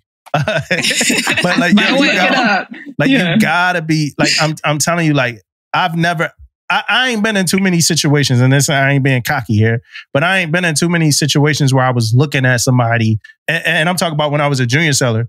I used to always think like, man, it's just not my time yet. Like I can't wait till I'm able to get in this room and do this and make this decision. It's just, that was my motivation all the time. It's just not my time yet. It's just not my time yet. If I felt like I was looking at somebody that that wasn't the greatest, I felt like it was true. Like, yeah, this motherfucker not the greatest. Like, you know what I mean? Like, he's not. You know what I mean? Like, I had chiefs that I worked for, not many, but I had chiefs that I worked for that I was like, yo, this dude, he not it. Like, you not it. And Damo, I told him, I'm not gonna lie, I was the saver that's probably gonna let you know, like, you ain't it for me. You ain't it. I got put at attention. I got put at attention a couple of times. Like, she said, yo, get shit. Like, well, man, I don't know if Wes listened to this, but Wes, no, we was in there at attention. You know, they like, we like, yo, y'all telling us to act as LCPOs. We acted as LCPOs. Now y'all got our right. attention. You know what I mean? I love it. I love an old first class takeover. I love some first class to show up and put their foot down. I'm like, that's right. Yeah. And don't suppress that. Don't suppress your light. Like, young seller. Oh, yeah. Go ahead. Go, Damo. No. Just for the young seller, man, that if you know you got that light, man, don't suppress that, because you could be a change maker. And you're going to get credit for. A lot of people be worried about getting credit. You're going to get credit for being a change maker, no matter, based off my experience, no matter who above you hating. There's going to be somebody outside of that. I remember, right, and I'm going to shut up, Ashley, in a second, but I remember getting I got a EP, a number 1 EP as a second class. I was leaving my command. And my debrief came from an officer. And the officer told me this. He was, I'm going to tell you straight up.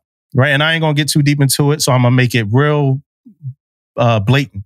It's like, it's some chiefs that did not want you to get this number 1. I was a first class, matter of fact. It's some chiefs that did not want you to get this number 1 EP. But the thing was, they couldn't do shit about it. You know what I mean? Because my work spoke Come for on, me. Damo. And then the people outside of my own, the people that you would think is going to hold you down there, is like, no, this some bullshit. Where y'all got him at? No, he this. So don't think because that person is suppressing you that it's always, a lot of people lose motivation and lose when they get suppressed and they stop fucking performing. Don't stop performing because somebody got that hold on you. Keep going, because it's somebody else with more influence and power than them that's watching you. So don't fall victim to that shit. Yeah. And everything truly, truly, truly happens as it's supposed to. Because I've been in a situation where I didn't get the eval that I should have got.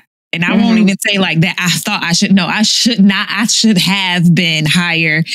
When you look at everything side by side, when you look at the paper and you look at the performance out side by side, it head and shoulders, you know. And I was told this too. But you know how we have our whole politics that kind of play a role, or this person leaving and all of that stuff. And that kind of played a part in where my ranking was. And I was like, yo, man, LN, like the way my rank is set up, I ain't got time to be thinking about he should have performed better than if he wanted that EP. And so at the end of the day, though, I ended up making chief over before those people and who were above me, who were ranked above me, because my eval was so impactful. And so it worked out exactly the way that I guess it would have, even though at that point, in that moment, I was by truck hot. Because they debriefed you on some bullshit, sis. They should have never said that at that debrief, because I'd have brought that back up. And they didn't say it at the debrief. When I was asking questions at the debrief, like, this don't make sense to me. And they were like, oh, well, then go talk to this person. And they were like, my chief was like, listen, I agree. So I'm not the one to talk to. You're going to have to go talk to this person. And so I did. They sent me to the wizard. They sent me to the wizard. Follow the yellow brick road. Take your ass. Ease on down the road. Ease on down the road. And that's exactly what I did. Down the road. And I went and asked his ass, and he even said he didn't agree. And then he told me, you know, politics and blah, blah, blah. And all right. And I was hot. I got your number. That's what I said. All right, sir. I was hot. Yeah. But at the same time, I got what I was supposed to. But I tell you one thing. Period. When I put on them khakis, when it was ranking board time, I took that right there with me. And I was like, nah, I don't give a fuck about none of that shit. Yeah. Being but pay it for it. That's what you have to do when things happen. And sailors, listen up. When you're thinking that something is happening to you, something is happening through you. Okay. You got to take that experience. And then when you get to where you're asking for, because you're asking for that promotion, you're asking to be elevated. And like Damo said, be ready for your moment, baby, because it's coming. And when you get it, you better use everything that somebody used to try to stop you. You better use it to help the person coming up behind you, because that's what promotion is all about. You're not getting promoted so you can have more money. It's so much greater than you. And so when you get there, like Tisha said, you better use the opportunity, use your voice and pay it forward. That's what makes a great leader. Yeah. And I got a story to tell. As soon as y'all ready, let me know when y'all ready for the tea story. I'll wait. I got a question for y'all. She gonna leave it hanging. We gonna do, what did you call it, Damo? Yeah, hold them hostage, man. Hold them hostage. We're gonna hold them hostage. That's a time, yeah. Come on. Hey, so I got a question for y'all though, right? What's the question? Here's a question. EOT when separating, right? So this my thoughts here.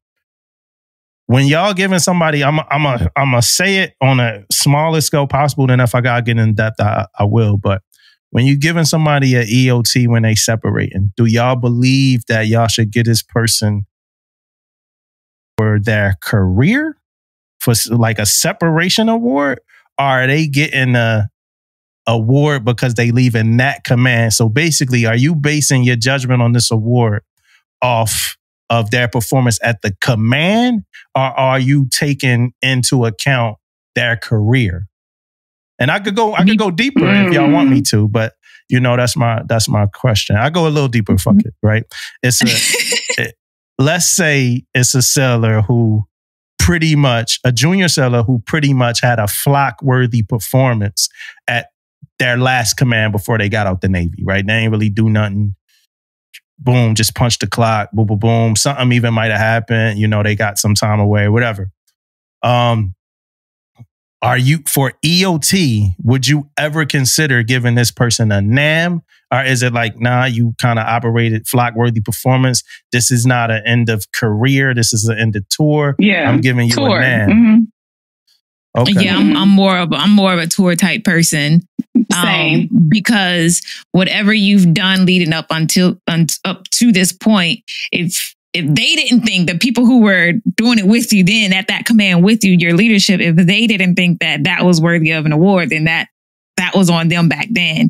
Right now, this award, your end of tour, is based off of your tour at this command. Like, that's what I'm awarding you for. Okay. That's cool. Yeah, because even if it was like a retirement award, I know you're not talking about retirement, but you know how on the retirement award, it'll say culminating in 30 years of service. Even still, they're not going back to 1999 to figure out, whatever, to capture all of that. And I know that's not 30 years, but yeah. Yeah, because it should have been captured in your other EOTs. Yeah, like the way they think about it, right? And they can't repeat. You can't repeat whatever is on one citation. You're not going to repeat it on the next or use it for the next. So you already got a snapshot of what you did at every other tour leading up to your separation. Hey, so Ashley, like, we got to get into the sea story. Hey, for the listeners, like, after the sea story, I'm telling y'all, we about to talk about Admiral Burke, right? We got to get into Admiral Burke. We're gonna bring Admiral. We're gonna bring Admiral Burke up to the podium. You know, we got to talk about this. We gotta bring him. Gotta bring him to the podium, y'all. Bring him up. That's coupled with a conversation about respectability politics that we gotta get into. There's a lot of truth being told on this episode. Yeah, so we're gonna talk a little bit about that. But before that, I'm interested now because you got me, the hostage situation is over. You can't hold it no more. I was about to say, I was over it now. I was in the moment before, but now I want to talk about Admiral Burke, but I will share with you because I think this might be helpful for somebody, right? Okay, so I was a first class at command, and I checked in let's say March, April timeframe. And I checked in, and at the end of that quarter, I won Sailor of the Quarter, right? Brand new on board, but won Sailor of the Quarter. The next quarter, I won Sailor of the Quarter. So what was that? Third quarter and fourth quarter, I won Sailor of the Quarter. And then I was up for Sailor of the Year. And so before I tell you the results of that, I want to tell you that I was at I don't want to say the command. Okay, so I was at a command that I was the only female. And it was expeditionary community. We'll say that. It was in the expeditionary community. It was very male dominant. And I came in, I didn't have a chief. I didn't have a department head. I was one of one in the admin department, and I was running everything. We were supposed to have 3. It was just me. And I was running circles around everyone.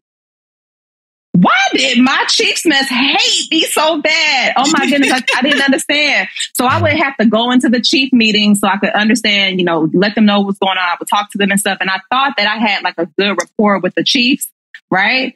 But little did I know, like I had the number one hater, like sitting right there in the chief's mess. It was a CMC. And I had won Sailor of the Quarter twice now. And I didn't realize like his vision of who should be winning these awards was someone who didn't look like me whatsoever. And, he felt like someone who was supporting the mission more directly than a yeoman. But my captain at the time, he just did not agree. He would say, and I would get this on the back end. He would ask the chiefs, who is doing the job the best? Who's hitting every wicket? Who is doing the thing? And it was undeniably me. Undeniably. Okay. So the chiefs are feeling some type of way. I go into and this is me getting it from the back end. The chiefs sometimes be talking. So I'm going up for my Sailor of the Year board, and I go in there and I don't do very well. My package is strong, but I don't do like very well. I probably missed like 3 questions that were not opinionated. And you know how you get together with people that went through the board too, and they're like, oh, I missed this. And so we all missed the same stuff. And honestly, I'm not feeling like I'm going to win. I'm not. And because there's a sailor in there, and I'm like, they love him. The Chiefs, they love him. Anyways, we get to the results, and the captain is putting it out, and he's like, okay, I'm going to announce it. And, I ended up having to choose who the Sailor of the Year was. And I went against what the Chiefs recommended. And so everyone's looking around, and lo and behold, he announced my name. And it was like dead silent in the room for a while before people could catch their breath, because it was very clear that the Chiefs mess had made a recommendation and that the captain had overturned it, because the Chiefs didn't make a recommendation based off of what the best candidate was. You understand? So he selected me. I'm Sailor of the Year. So Sailor of the Year. Most of the Chiefs did not come up to congratulate me. And, I felt wounded. I felt wounded a little bit, but, I persevered, right? I keep pressing. All right. I'm telling you all of this to say this. And then right after that, I ended up being the number one EP. And then right after that, my captain transferred or changed of command. So he retired. And I just want to share with y'all, that was the first, when I checked out with him, he told me, he was like, Y1, you were the best. You were the best. And I want you to hear it from me. I had never worked with an administrator that was so passionate. Your leadership, you're involved. You've always had my back. You've always been supportive of me, and I appreciate you. And there are people here that felt like you got too much. But I'm going to tell you, Y1, you were the best. And that is the only reason. So let that sit with you. And that really did sit with me, because that was the first time in my career that I felt seen. And that was the first time that I felt appreciated, because I had been that way my whole career and never got the accolades, never got the recognition. I just didn't. I would always be the number one MP or right below, you know, number 2 EP or something. I was just always just not good enough. And when he left, everything changed. The CMC remained, and he made sure that the next captain that came in had a bad taste. The Chiefs mess got him. So they stopped my progress. I remember I checked out with him. He made up some excuse for why I wasn't going to get an end of tour. Do y'all know that my department heads voted me for a comm, right, for my end of tour? It got up to the new captain, and he said to me, we're not just handing out awards like that. And it really crushed me because it brought me back to that place where I wasn't welcome. I wasn't wanted. I wasn't appreciated. And that man looked me in my eyes. I wish I was bold enough to say his name right now, but I'm not going to do that. He looked at me in my face and he said, Wyan Williams, I recommend that you don't come back to the expeditionary community. I had done nothing but be a successful Black woman, and I had the nerve to come into an environment that was dominated by people who did not look like me. And that is how I left. Now, let me tell you something. I went on, and Damo, you know the story that I told about the OIC. I went on to the next command, and that was my experience. That's crazy. With a OIC that did not look like me. She was a woman, but she treated me like that. I'm sharp. I'm all these things. And that is how she treated me. That was my experience. Now, how does that translate to me becoming a chief? I dropped the package to leave that command early, and I went to DDG 77, where I was a ship secretary, and I worked closely, with a really great chief's mess. I ended up making chief there. And at that point, I'm in the chief's mess, and now I have a seat at the table. I had 2 choices. Young sailors, listen to me. I had 2 choices to make. I could have been the chief that came in there and treated people the way that I had been treated. I could have tried to stop people from making it. I could have treated it like a rite of passage, that in order for you to get where you are supposed to be in life, you have to struggle and overcome obstacles. And I could have made myself the obstacle. And I came in there and I did the complete opposite of that.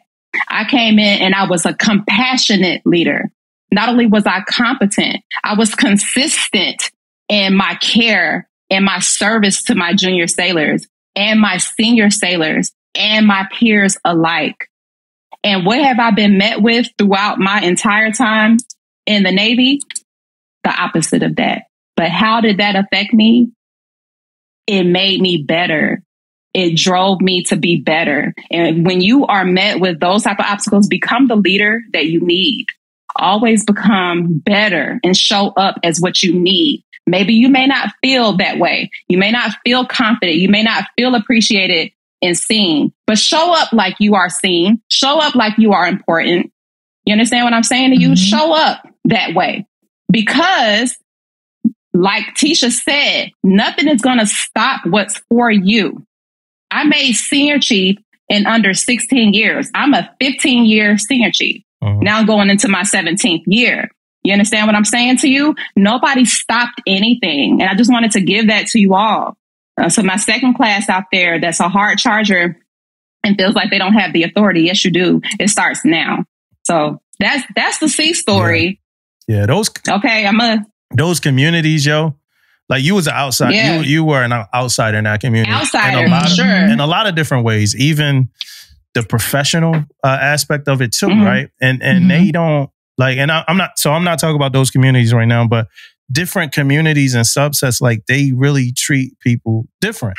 You know what I mean? Yeah. So they want, and people say this a lot. Like, a lot of them want to have that person that's a part of that community get awards. I'm talking like an ET that's stationed somewhere where ETs don't normally go. And he like, hey, man, like, he like, and because I'm looking at like his package and shit, and he like, yo, I ain't really getting none of my ET calls because I was stationed over here. But he was like, and then over there, they wouldn't let me do this because it's normally for them. And so I'm kind of now, and I'm like, I need to go to a ship in year 17 in my career so I could try to make chief as a first class because I've been working out of rate. So we got to do better with that when we get people from different communities and embracing them. That's the first part. The second part is like what you was just saying kind of brings back the full circle that we was talking about in the beginning about commands that like you go to. And look, you ain't even tell me none of this, but when I think about commands you go to and it's like, you like, damn, like how they been getting away with this, forever. Some of those commands will blacklist you and I don't even know if it's relative to your story, are like hate you because you come trying to do the right fucking thing. And it's like, man, like this is too much for us. Like we ain't trying to do this. We need you gone. You know what I'm saying? So those things those things happen a lot too. So people just got to take all that shit into consideration and still stay on your P's and Q's and don't, like you said, don't let nobody determine your fate, man. That be the thing. People be trying to determine your fate. You can't do that. Yeah. Like that complex. Yeah, you can't do that. You always gotta, and it's gonna be somebody that admire that. It's gonna be somebody that's like, yo, you did that. Like, all right, let's get into my man real quick. Let's get into my man real quick, man. Hey, look, it's news reports, it's mad articles, it's over hundreds of articles about this. I'm going to go off what I know to kind of introduce this thing. Teach, if you want to give the legal, like straight up introduction to it, you can, Teach. I'm going to give the janky, look, Admiral Burke, right? He was trying to, all of this is alleged, I guess, until... Allegedly. Yeah, so until it's proven, right? So he was trying to get a job with a company. Right. Like one of those, like, I guess I'm assuming it's like one of those like leadership training companies or something like that. That's what it was like, right? One of them leadership training companies. I don't remember. They just said Company A. I don't remember. Company A. I don't remember what it was. The company been named because the CEO and his really? Yeah, it's two people. Like there's three of them tied into this shit. So it's like a training company or whatever. Like the article I linked probably don't have all the information, but it's way more out there. Oh, okay. So he's trying to get, a job in this company. And I believe they provide training, like high level training to leaders. And he want to be a high level, person at this company, like partner or something like that. So in order for him to get the gig, they working out this thing on the back end. Like, all right, well, you let us give trainings. And like I said, y'all, for the fact checkers, this ain't all right, y'all go ahead. This ain't for y'all. Yeah. So it's like, but it ain't, this is the story though. Like, all right, we gonna give you this gig. You got to give us these gigs. Right. So you got to give us these contracts so we could give you this job. Right. So he went ahead and he did the deal. You know what I mean? And so it's three of them. It's a man, a woman, and him. And like I said, there's some other articles. The lady said when they was on the phone, she felt dirtiness on that phone call where he was like, yo, look, this how we gonna play it. I'm gonna get you in these rooms. You get this traded. We gonna do this. And this was over $300,000. This like $300,000 contracts or whatever you get. So this like robbery stuff, right? Couple questions about this, right? And for the listeners and stuff, we're gonna have some stuff in the notes where you could pull up links because it's more details in this story, but that's pretty much the nitty gritty. You scratch my back, quid pro quo, right? You scratch my back, right. I scratch yours. When I get out the Navy, I got a job with you, right? Job. So for the list, for y'all, right? My question is this: it's a couple questions, layered, right? Because it's like, what does this do to that seat, the leadership aspect, like everything that we think? Because it's the vice CNO that was doing this, right? So, does that mess up our credibility at all, like as an organization? And then just what's the thoughts on that movie made? Like he making moves, baby. Homeboy was like, I gotta secure my future. Listen, he said, I gotta do what I gotta do. Exactly. Normally, which is crazy because I'll give like the legal side of it. Yeah. So for senior officers like that, there's like a process they have to go through. I can't even, I've data dumped so much from the Navy that I can't even think of the name right now. But it's like an ethics, they have to get like an ethics review when they're getting out and they're going into another job. And the JAG, there has to be a JAG, an ethics counselor who looks at that job to make sure that your last job did not influence you getting this job because of reasons, because of stuff like this. Like, you're not supposed to do that. And so I'm pretty sure he lied on that too. You know, he did. It's a form you got to fill out, his questions you got to answer. And, you know, you got to talk about what you did at your last job. And then they have to get approval from JAG to be able to even take this job. You know what I'm saying? Yeah. And to make sure that it's clear and that it's passing the sniff test. I'm pretty sure that he just kind of gave like a very, oh no, I didn't work with them. He probably lied his ass off. Everything else. Lord. Yeah. Homeboy said, I need all my coins. Yeah. But like, how do you get to that position? Go ahead. $500,000 a year was the salary that in October 2020, because I didn't pull it up. So the first part, right, in December 2021, Burke allegedly ordered his staff to award a $355,000 contract to Company A to train personnel under Burke's command in Italy and Spain, right? So $355,000 contract. Then it says in October 2022, Burke began working at Company A, and the company name is somewhere. It said at a yearly starting salary of $500,000 and a grant of 100,000 stock options. He was a little greedy. He went for the bag. Like, it up. Listen. I mean, come on, sir. Hey, like, come on, dude. The company is like pictures of them having like a powwow and shit, like on Twitter. Really? He in there, yeah. They got him on the picture, like, we want to welcome our newest member. It's crazy, man. Oh, no, you lying. Yeah, because I hey, for the listeners, it might sometime on our topics, it might not sound like they got deep. I didn't deep dive this a little bit, but we ain't about to get too deep into it right now. But yeah, it's a lot with it, yo. And that brings up the whole Fat Leonard case that became this whole big thing. Yeah. And it's like, we still ain't learning our lesson. We still out here trying to, I see what they did, but I think I can get away with it. Like, I can get away with it. Come on. And listen, I know a lot of people who secure their job or they create that job within the DOD before they retire. He should have just played something like that. He should have just played something like that. But no, he said, "No, I'm going out here with this company. He went for the gusto.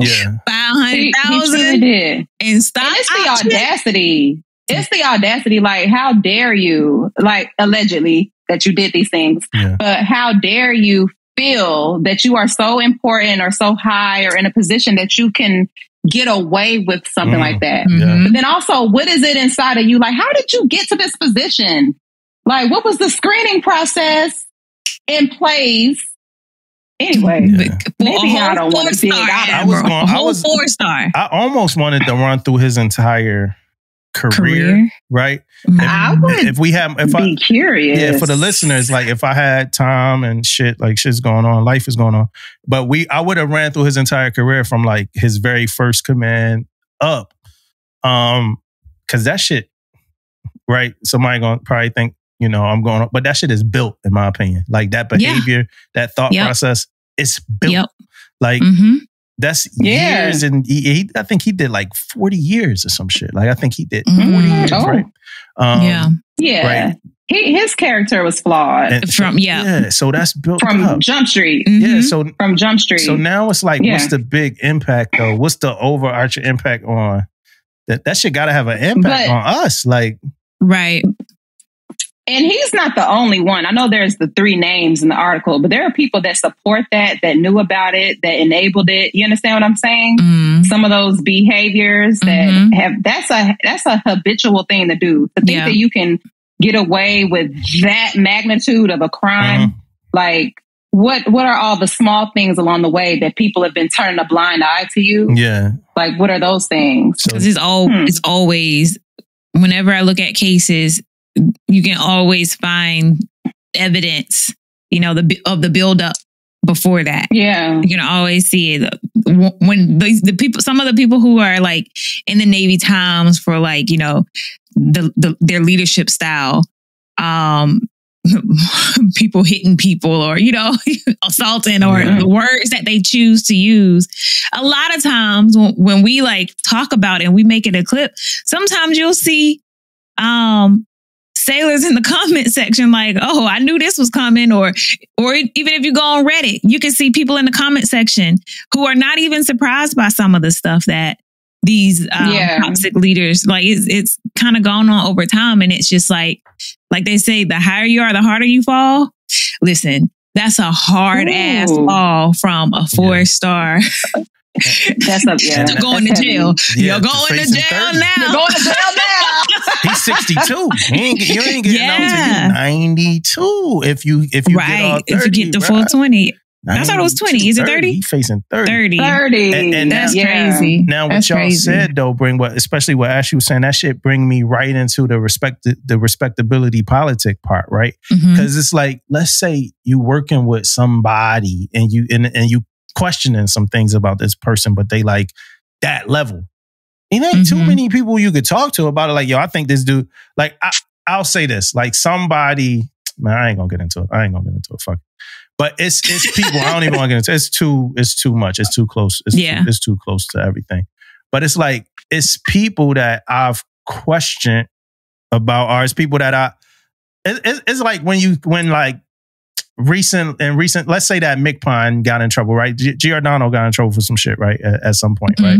But not to use him as an example, but like when a Mick Pine or somebody get in trouble, or somebody else get in trouble, whoever, and there's somebody there like, oh, I saw that coming. I knew that was coming. This was happening to this person. But like, if they would have said it before the fallout, they would have got probably shunned or looked at some crazy way because of all this respectability. We got this respectability politics sometime where it's like, you can't, like, it's almost like most people going to be like super tight-lipped even now about Admiral Burke still because of the impact that he had on the military. So to me, it's like this respectability politics, right? And like, again, I ain't even talking about Admiral Burke in here, but like even sometime when other podcasters or us or other military influencers, when they call out like some bullshit from somebody that's actually bullshit, right? Like for instance, if I do something,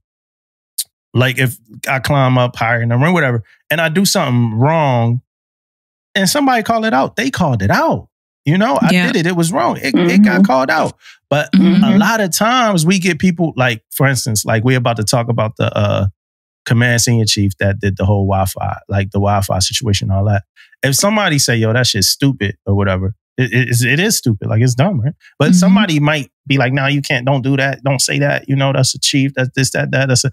And it's like, it's just this respectability politics that I think sometimes it hurts us. And again, I'm not talking about her. I'm not talking about Burke. I'm just talking about respectability politics, period. I think it hurts us a lot where where people feel like they gotta be quiet about the bullshit, man. Yeah, for sure. Yeah. Like some of this shit be bullshit. Well, and that kind of goes back even to the lowest level of like the third class saying, Chief, where's your broom? Yeah. Like it could be as small as that or as great as, why are you smuggling money out of the Chiefs Mess funds or something? Like it could go up to, Admiral Burke and what he did. Like somebody should have said something a long time ago because these behaviors were present before this big headline that is now a sore. It's an eyesore to the entire Navy. Yeah, for sure. 100%. It's not just him. It's everyone, and he's at the very top. So what did that say to the world about the United States Navy, the greatest Navy in the world? Yeah, like again, we don't have any integrity. Somebody put it together. Somebody put it together like, oh, he's doing this. He's inspiring this, like for this company. We're giving this this company a contract. And it's like, oh, he about to go work for that company? Oh, I'm pretty sure people were like... Right. Yeah, right. That was very obvious. No, it was the audacity. That was audacious. I think I made up a word. Yeah. That's what that was. Yeah, for sure. Yeah, I just think it's crazy. But like I said, I think that the respectability politic part of it is also crazy because a lot of people be trying to stay tight-lipped about these things when they happen. Like when these, like you know, like, oh yeah, this person, like the tyrant captain that should have got checked on the first time. Like, yo, if I'm the chief up on the bridge and you grip up my Divo, you getting checked the first time. You're not about to become the tyrant. Or I'm getting fired. You gonna do something to me? Are you getting reported? Because you're not about to choke my Divo and then I'm going home to my family and acting like ain't nothing happened today. You know what I mean? Yeah. You can't even eat the peas at Divo because you're mad. Right? You're like, but do people get too caught up? Like, are we just as a whole? Are we just caught up on like, oh, this person has my career in their hands, and so I have to just take it? Because I ain't never felt like that a day in my life. I never felt like that. I was in basic training, telling my RDC, don't call me stupid. I understand you gotta, talk to us crazy and everything, but I draw the line at stupid. Yeah, I ain't never. You understand what I'm saying? Like, where I come from, I want to fight you if you say that. So I've always had that in me, and it never went anywhere. I will get it. I will let anybody know when they got me messed up. Yeah, but that's and where is that across the board? But that's respectability politics. Some people don't like that way of thinking. You know what I mean? Yeah. Like the way you saying you think. Most people don't. And, I think people the same don't like me a lot of times, but I rub a lot of people the wrong way, and I'm okay with that because I'm right and I'm fair and I have a good heart, so I know where I'm coming from. But you're not going to play with me or my people. Yeah, and I think the same way. Like, nobody got my fate in their hands. Nobody got my job in their hands. Yeah. And sometimes when I talk to people, they be looking at me like, like I'm crazy.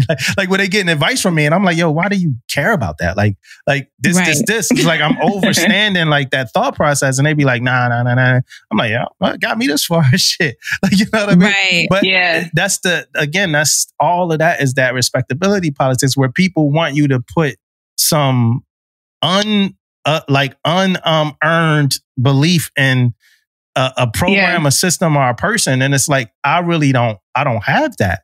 Like, I've had COs, I've had a CO that I did not respect his leadership. So it didn't matter to me what he gave me on my eval. I didn't care. Like, I don't give a Come fuck on, about Damo. what you gonna say about me about my leadership, because I don't respect your leadership. I don't respect it. Right. You know what I mean? But I still worked. I did my job. I did all of that. I did that for my sellers and, the command and the mission and just who I am, who I was. And yourself. You prideful. Who I was brought up as, but I'm not going to act like I respect your opinion of me as a leader when I don't respect you as a leader. But I think we just deal with that shit too much, and people scared, like, people be scared. And I don't know if it's like this military thing where like, we're in the military, we can't say this, we can't say that, we can't do this, we can't do that. But it's just this weird respectability politic thing. And then it's like, the thing we do though is we dance on a dead body. Motherfuckers dance on a dead body. When the queen died, it's like, like we back another Wizard of Oz reference. When the house fall on the queen, they like, oh yeah, we hated her. It was like 70 of y'all. Like, why y'all didn't take your ass down? Yeah. Right. Like, so, that's, I don't know. But it happened to us a lot here, actually. Like, somebody might get on and be like in the comment, like, yo, why y'all saying this? It don't happen to us that much, but like, why y'all saying this? Like, we need to like put a veil over protect leadership. Like, no, this leader was being a dumbass. Like, I'm not protecting that. I'm not protecting what it is.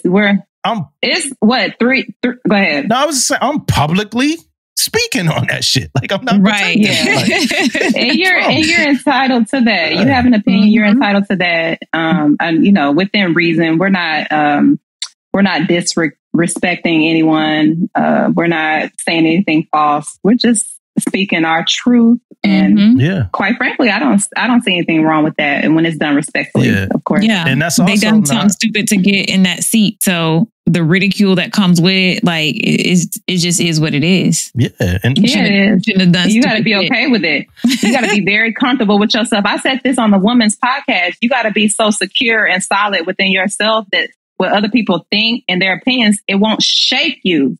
Like, if every time someone has a negative thought or feeling about you, you're shaking in your boots and you're trying to change this and you're trying to change that, baby, you don't know yourself.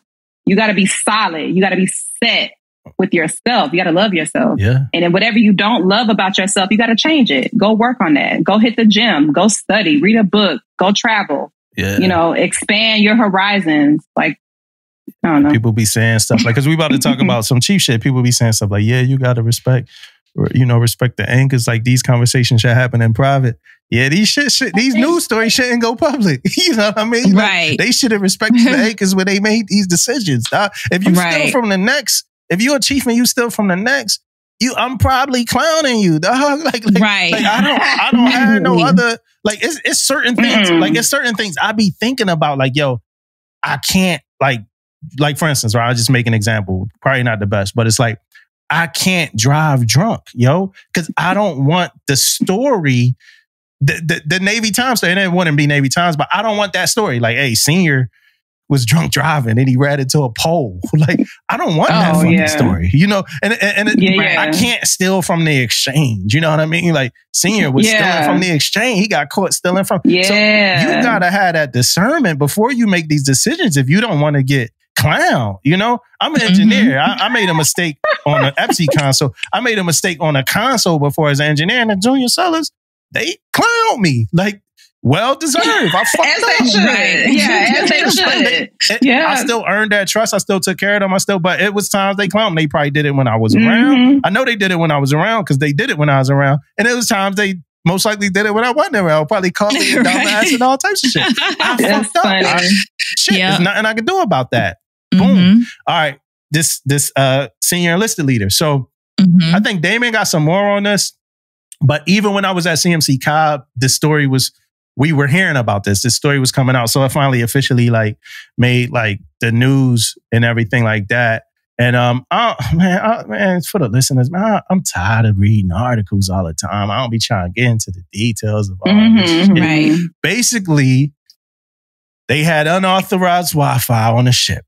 That's the nuts and bolts of it, right? Now, the other aspects of it is this. It was a CO suggestion box about it at some point, and it was covered up like she got rid of it. The CO asked about it on a couple of different occasions. Lies. It was like don't lie. The answer was like, no, we don't. That's not true. Whatever, like that. The Starlink, I don't want to get into like all the specifics. I don't think we have to. I think y'all know the story, right? Y'all familiar with the story? Yeah. So she got in trouble for this, and now she's a chief, right? So she was selected for Master Chief. She's about to be a Master Chief. She got in trouble for dang. You know, and now she a chief. But the mess was using this Wi-Fi, and I think Junior Sellers at some point found out about it, bringing it up. You know, all of that, right? Oh, of course. Yeah. Yeah. So what's up with it? What's y'all on that? What up, T? Her putting Cox cable on the ship. Starlink, baby. So the Chiefs Nest could stream their Netflix. Right. Like, first of all, for it to be in, like, you taking this unauthorized device or whatever, Wi-Fi, and then you putting it in the Chiefs Nest. Like, we already be struggling every day to keep our name up there, dog. Yeah. Like, we struggle every day, baby. Every day to prove my love. I thought of something, though, T. What if they was downloading the pod, man? Listen, we gonna give some credit there. If you did it to download the pod, I hope you got all the episodes. I hope y'all got all the episodes. Y'all, bro. All y'all too, right? Like how many Chiefs didn't know that this was happening?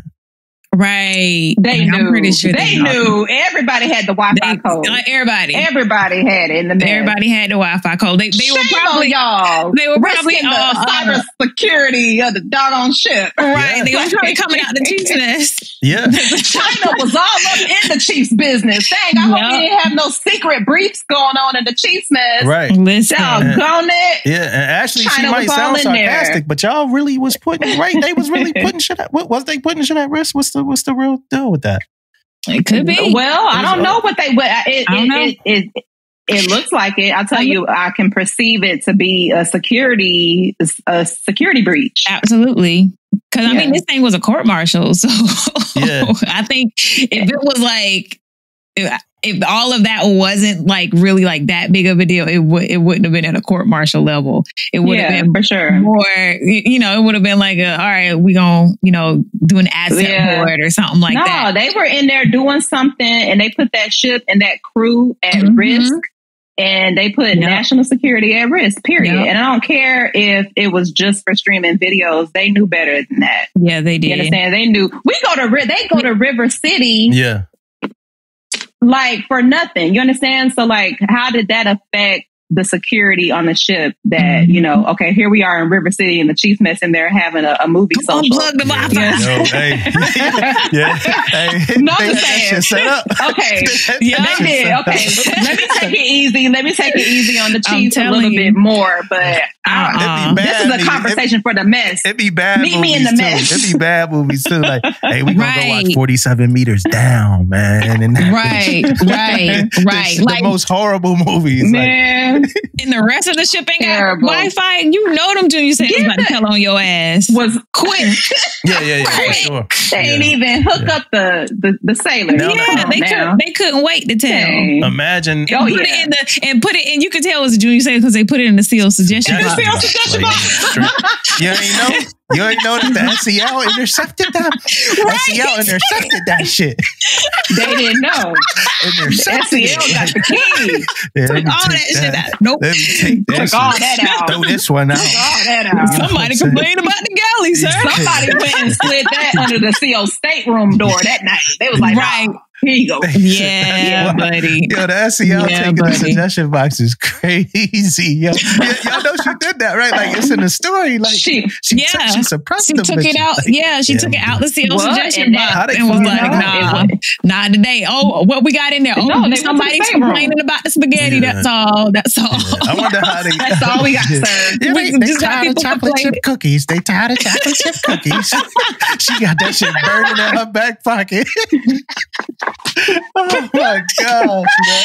Hey, and to be that skipper though, like, man, I can't, it's like if you find out that the person, like, this what I liken it to. And, it could be a weird comparison. But if you find out that the person that you with is like cheating on you and you never thought that they was cheating on you and they like deceived you and shit. Right. It's like the person that you trust, the person you supposed to, like, it's like, oh shit. Like, I can only imagine the feeling, like, because I'm thinking about it in the seat I'm sitting in now, like, if I lie to my captain and I like have a continuation of lies and my captain like find this out later, like, damn, this whole time. Cause when I found out you lying to me, Ashley, like, I'm looking back. I'd be like, my brain start working. I'd be like, damn, so was you lying about this? Was this a lie? Was this a lie? And that's it for that trust for me. Are you an air sign? I'm a Sagittarius. I don't know what that means. You a fire. All right, let's go. Yeah, I was going to say that one next. Okay, go ahead. Yeah. But that be it. Like, don't fucking lie, yo. Because my brain just start unraveling It just start going. And now you just lied to me about everything. Okay? Yep. But not only that, okay, so what about the next SEL that has to sit next to you? That captain has trust issues. So when you doing things like that and you're thinking that it's just on you, baby, you're representing all of us. Yeah. Like, everybody who got to come up behind you. Now we got to deal with the CO that's all up over our shoulder. He don't trust nothing we say. The Chiefs mess can't get nothing done. And then we wonder why we're not an effective organization. Now you can't go through your phone when you leave. Come on now. Listen. Listen, he got trust issues. And the whole mess, I heard the whole mess got in trouble for this shit. I heard the whole mess. And this some shit I heard. I don't know if this is true. Maybe somebody from that mess listened to the pod. But I heard the whole mess got like, something happened with the whole mess, in this story. And it's like, but you can't fire the whole mess, right? So, like, but that you can't. Integrity there is just shot. You know what I mean? Like, man, it's somebody probably didn't know. Honestly, it probably was somebody that didn't know in the mess. It might have been one or two. Y'all think? Just one or two? Okay, I'm just trying to give a benefit of the doubt. I just didn't want to like condemn the whole Chiefs mess. Come on now, brother. And it's a small, it's like relatively small too. LCS, like, because those, the LCS. Yeah. Mm-hmm. So, and then they got the blue team and the gold team. I wonder if the other side, well, no, because they take all the equipment off. The gold team. Yeah, they took all the equipment. They probably like, hey, leave that Wi-Fi though. Yeah. So hey, if you was in that mess, right? Like, was this like some physical components that was like up there in the mess, like connected together that people could see? Because it's like, if I'm the skipper and I walk in the mess and I'm like, that. So you saying that's not like, that's not the Wi-Fi? Nah, that ain't the Wi-Fi. What type of spot checks was they conducting on that vessel? Zone inspection. So now I'm looking. Look, now I'm looking at the XO. Because sir, what was you doing? They ain't letting people in the mess. Zone inspection, like they ain't letting people in. Nah, it's locked down, sir. It's a slip hazard in there for the day. Right. Come back next week, man. We come back next week. The chocolate chip cookies, man. They ain't like them, sir. Like I don't get it. You know, I really don't get it. And hopefully they can rebuild. You know, they got to rebuild the trust with the junior sailors, man. They already, like you said, Tisha, we already be like having bad credit scores with these sellers, man. And, you know, then we go through this shit, man. Yeah. Damn. They couldn't wait. They were probably like, it's a cold world. Yeah. It's like, can you imagine like being a CS working the Chiefs? The Chiefs mess, and you see the Wi-Fi, like, hold on, my phone can't signal up in here. Like, no, I really you can't keep that a secret for long. Right. The new shit, like the new shit. They was listening to Drake's Kendrick this. Like, I was listening to Kendrick this. That just came out. They listening to Not Like Us in there. Like, that's shit. We trying to get back so we can hear all this and get caught up. They up to speed. They listen to it right now. You know. DMC coming. You heard that shit that Kendrick said? No, I didn't. I'm waiting until we pull that. I did. Look, the mess. They didn't know when to leave well enough alone. Remember when your grandma used to say, just leave well enough alone. Y'all had the Wi-Fi. Y'all was streaming the Bridgerton episodes and everything. You should just left it at that. They was probably in there doing too much with that damn Wi-Fi. I'm sorry, y'all. We clowning y'all a little bit, but we love y'all. We having fun with y'all. It's spilled out the mess. I know it spilled out, but y'all, that shit was wrong, yo. And fucked up. And fucking fucked up. But it's all right. No, it's not all right, but they gotta win that. It will. Crew back. They gotta win that crew back. Yeah. We took a hit. We took a hit for this shit, Ashley. We took a heavy hit. Yeah, we did. You know what I mean? Yeah. I was thinking about that situation and the decision I had to make yesterday. I was thinking about that. Like, damn, nah, I can't be that SEL. Let me go ahead and call my CO right now. Because I don't want the back end to be like nothing like this. Only got one thing left. So I want to know if there's anything, because I know you got some stuff that we might not have got into.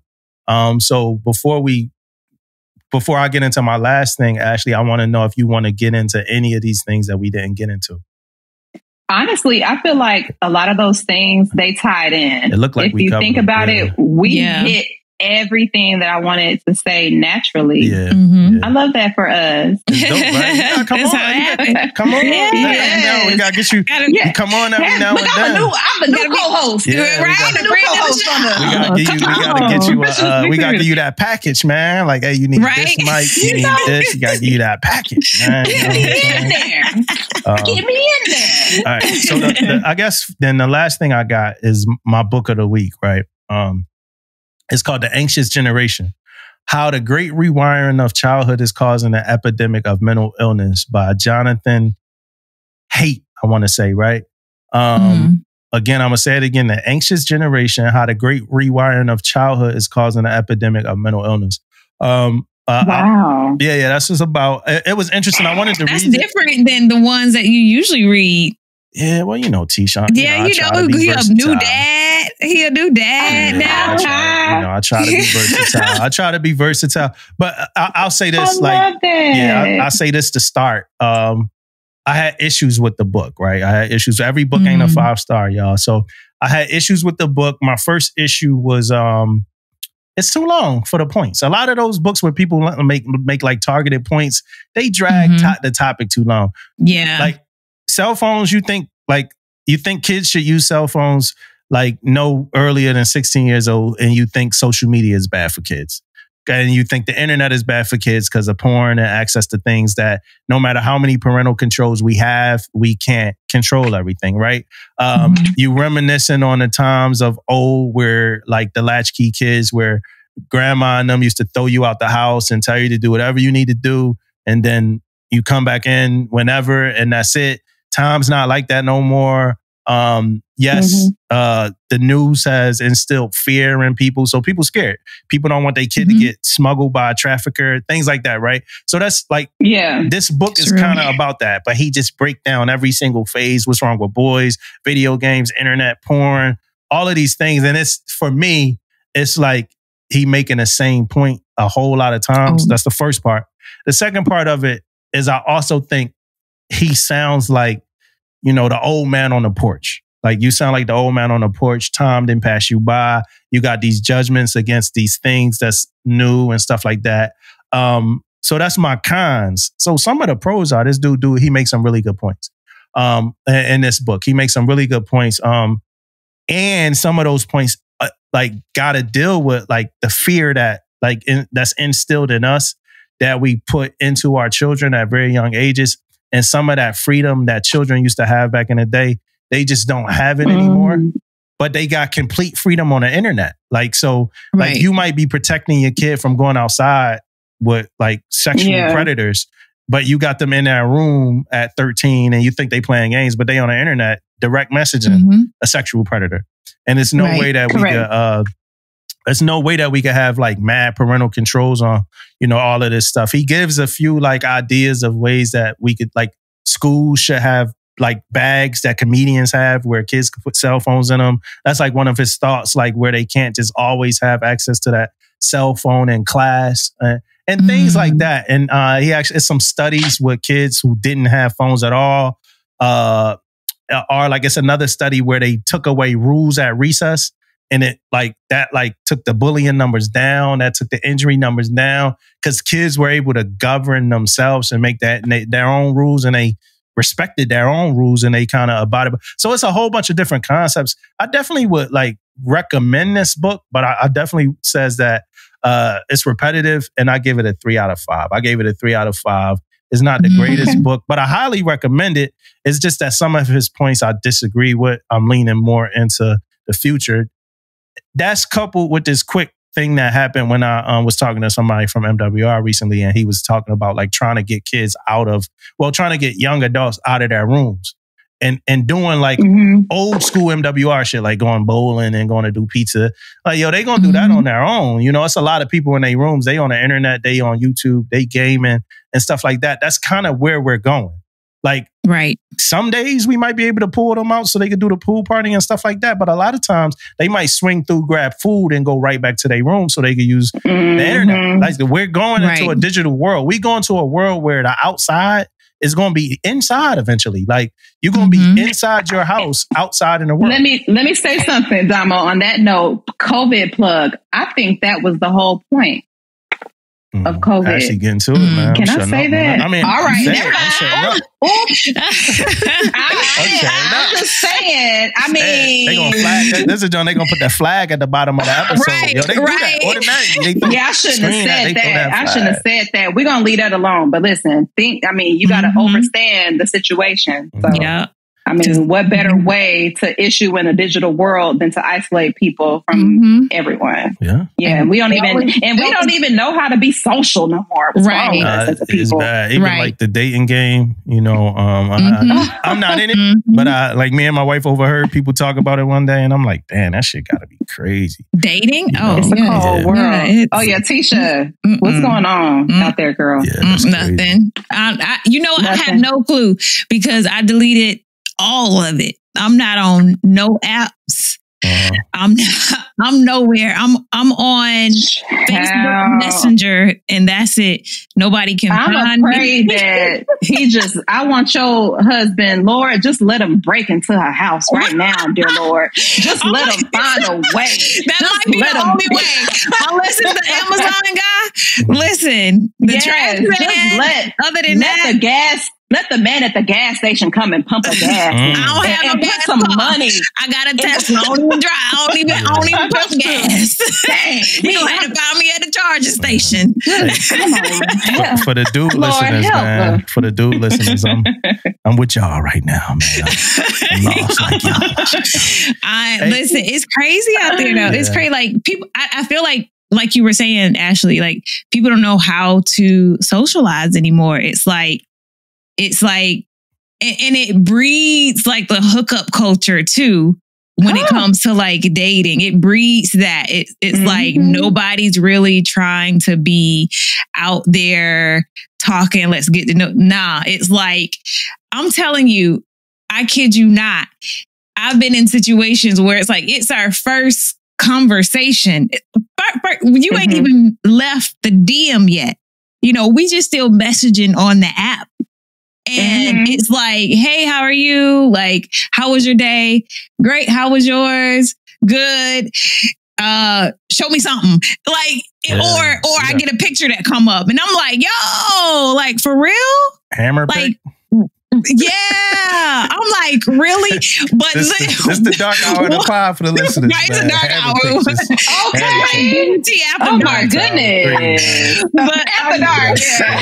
I'm telling you, it like people just don't know how to function in society anymore ever since COVID. It's just like, yeah, it's crazy. No kind of social. Or it might be the issuing in of social media. That was what started it. That was the onset. Yeah, so that's what his book, and that's kind of what his book was about. That's why he called it the Great Rewiring. He counted that took as a like long time to say it. 2010. No, he said this shit like 300 times. That was my issue. Like, not 300. That's why I say it's the Great Rewiring. That's why I say it's the Great Rewiring. Like, but that's what like that 20. Like when social media came about, because people started to do shit for like these digital likes. Like they start young women, for instance, like Instagram, and they comparing themselves to everybody they see. Like, man, I'm on Instagram. It's endless. The models on Instagram are like endless. Like it's this many people, and you never really see them outside. Like, it's real life. You know what I mean? Don't see that. Yeah. Not in real life. You see them in real life, and it's like, who is that? Whoa, who are you? Yeah, this ain't even the same person. Tisha Damo, correct me if I'm wrong, but do the older girlies have better skin than the new generation, or is it just me? So this one I'm gonna say, right? And we gotta get up out of here. I'm gonna get up out of here in a sec. This one I'm gonna say like, I've seen it to where like the people in their 40s look like they in their 20s, but the people in their 20s look like they in their 40s. And I don't know what's happening. You think social media? I think it's social media. I know you don't want to go deep into it because we're almost done, but the staying indoors, the not socializing, the trying to look like a model, so the makeup, the surgeries, all that stuff. We grew up, correct me if I'm wrong, Tisha, we had the lip gloss with the rolling ball, the glossy rolling ball. What else? What else did we use for makeup at that age, like the teenage years? Listen, the gloss was all I could have. I think that's all I could have. And you couldn't even have red nails. You can only have like pink nails. So like we were just raised differently. A lot of emphasis was put more into what you knew. I remember the older generation being like, oh, you're so smart, baby. Oh, you're going so far, baby. You know, it was more emphasis put on that than looks. And now it's changed. Now it's all about looks and materialistic things. And that was the reason why I kind of had to take one of the reasons why I had to just kind of take a step back from social media, because what we're consuming wasn't really the way I was trying to like live my life. And so I just had to kind of cut the noise and just cut everything, because I started to feel like, is this grabbing me? Like if I'm taking this in, then it's going to start to influence and become a part of me. So I was like, I'm cutting all this shit out. Bye. See ya. Yeah. And I don't miss it, really. I really don't miss it. Yeah, it will. I hate that we having this conversation so late in the pod, y'all, because I got, it's time to slide. You got to get to Amari. You got to get to Amari. Captain Amari. You got to get to Amari. Captain Amari. Ashley, I loved you in this episode. Really good episode. I knew this was going to be good from listening to the woman's one. So thank you for having me. Thank you. Yeah, appreciate you. You got an open invite whenever you want to come through. If you keep coming, though, we need you to get a mic. Listen. Get a mic, some headphones. Let's do it. Right. Okay. But yeah, you got open invite whenever you want to come through. I appreciate it. Thank you, bro. Yeah, this was good. I'm glad for the fellas that's listening, man. I ain't know how I was gonna survive, but I think I held it. I think I held it down. Last time she came out the gate hard. Yeah. I think yes. I thought we was gonna beef. I thought we was gonna beef a lot more than what we did. We got along good. Nah, I'm just kidding. Man. Hey, for the listeners, man, we love y'all. We appreciate y'all. Absolutely. And real quick note, y'all, I don't know what this podcast looks like. I know y'all gonna get episodes. I don't know if y'all always gonna get episodes on Monday.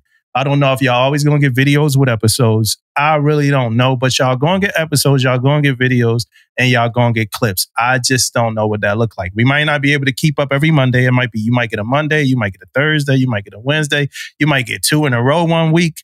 But we just, like, the way shit is right now, it bears the question if it's going to be every week like it's always been every single Monday. It might be later. Like, this episode might not be on Monday. You know what I mean? Right. Like, yeah. You know, but I just want y'all to know we still care about, like, talking with y'all and stuff like that.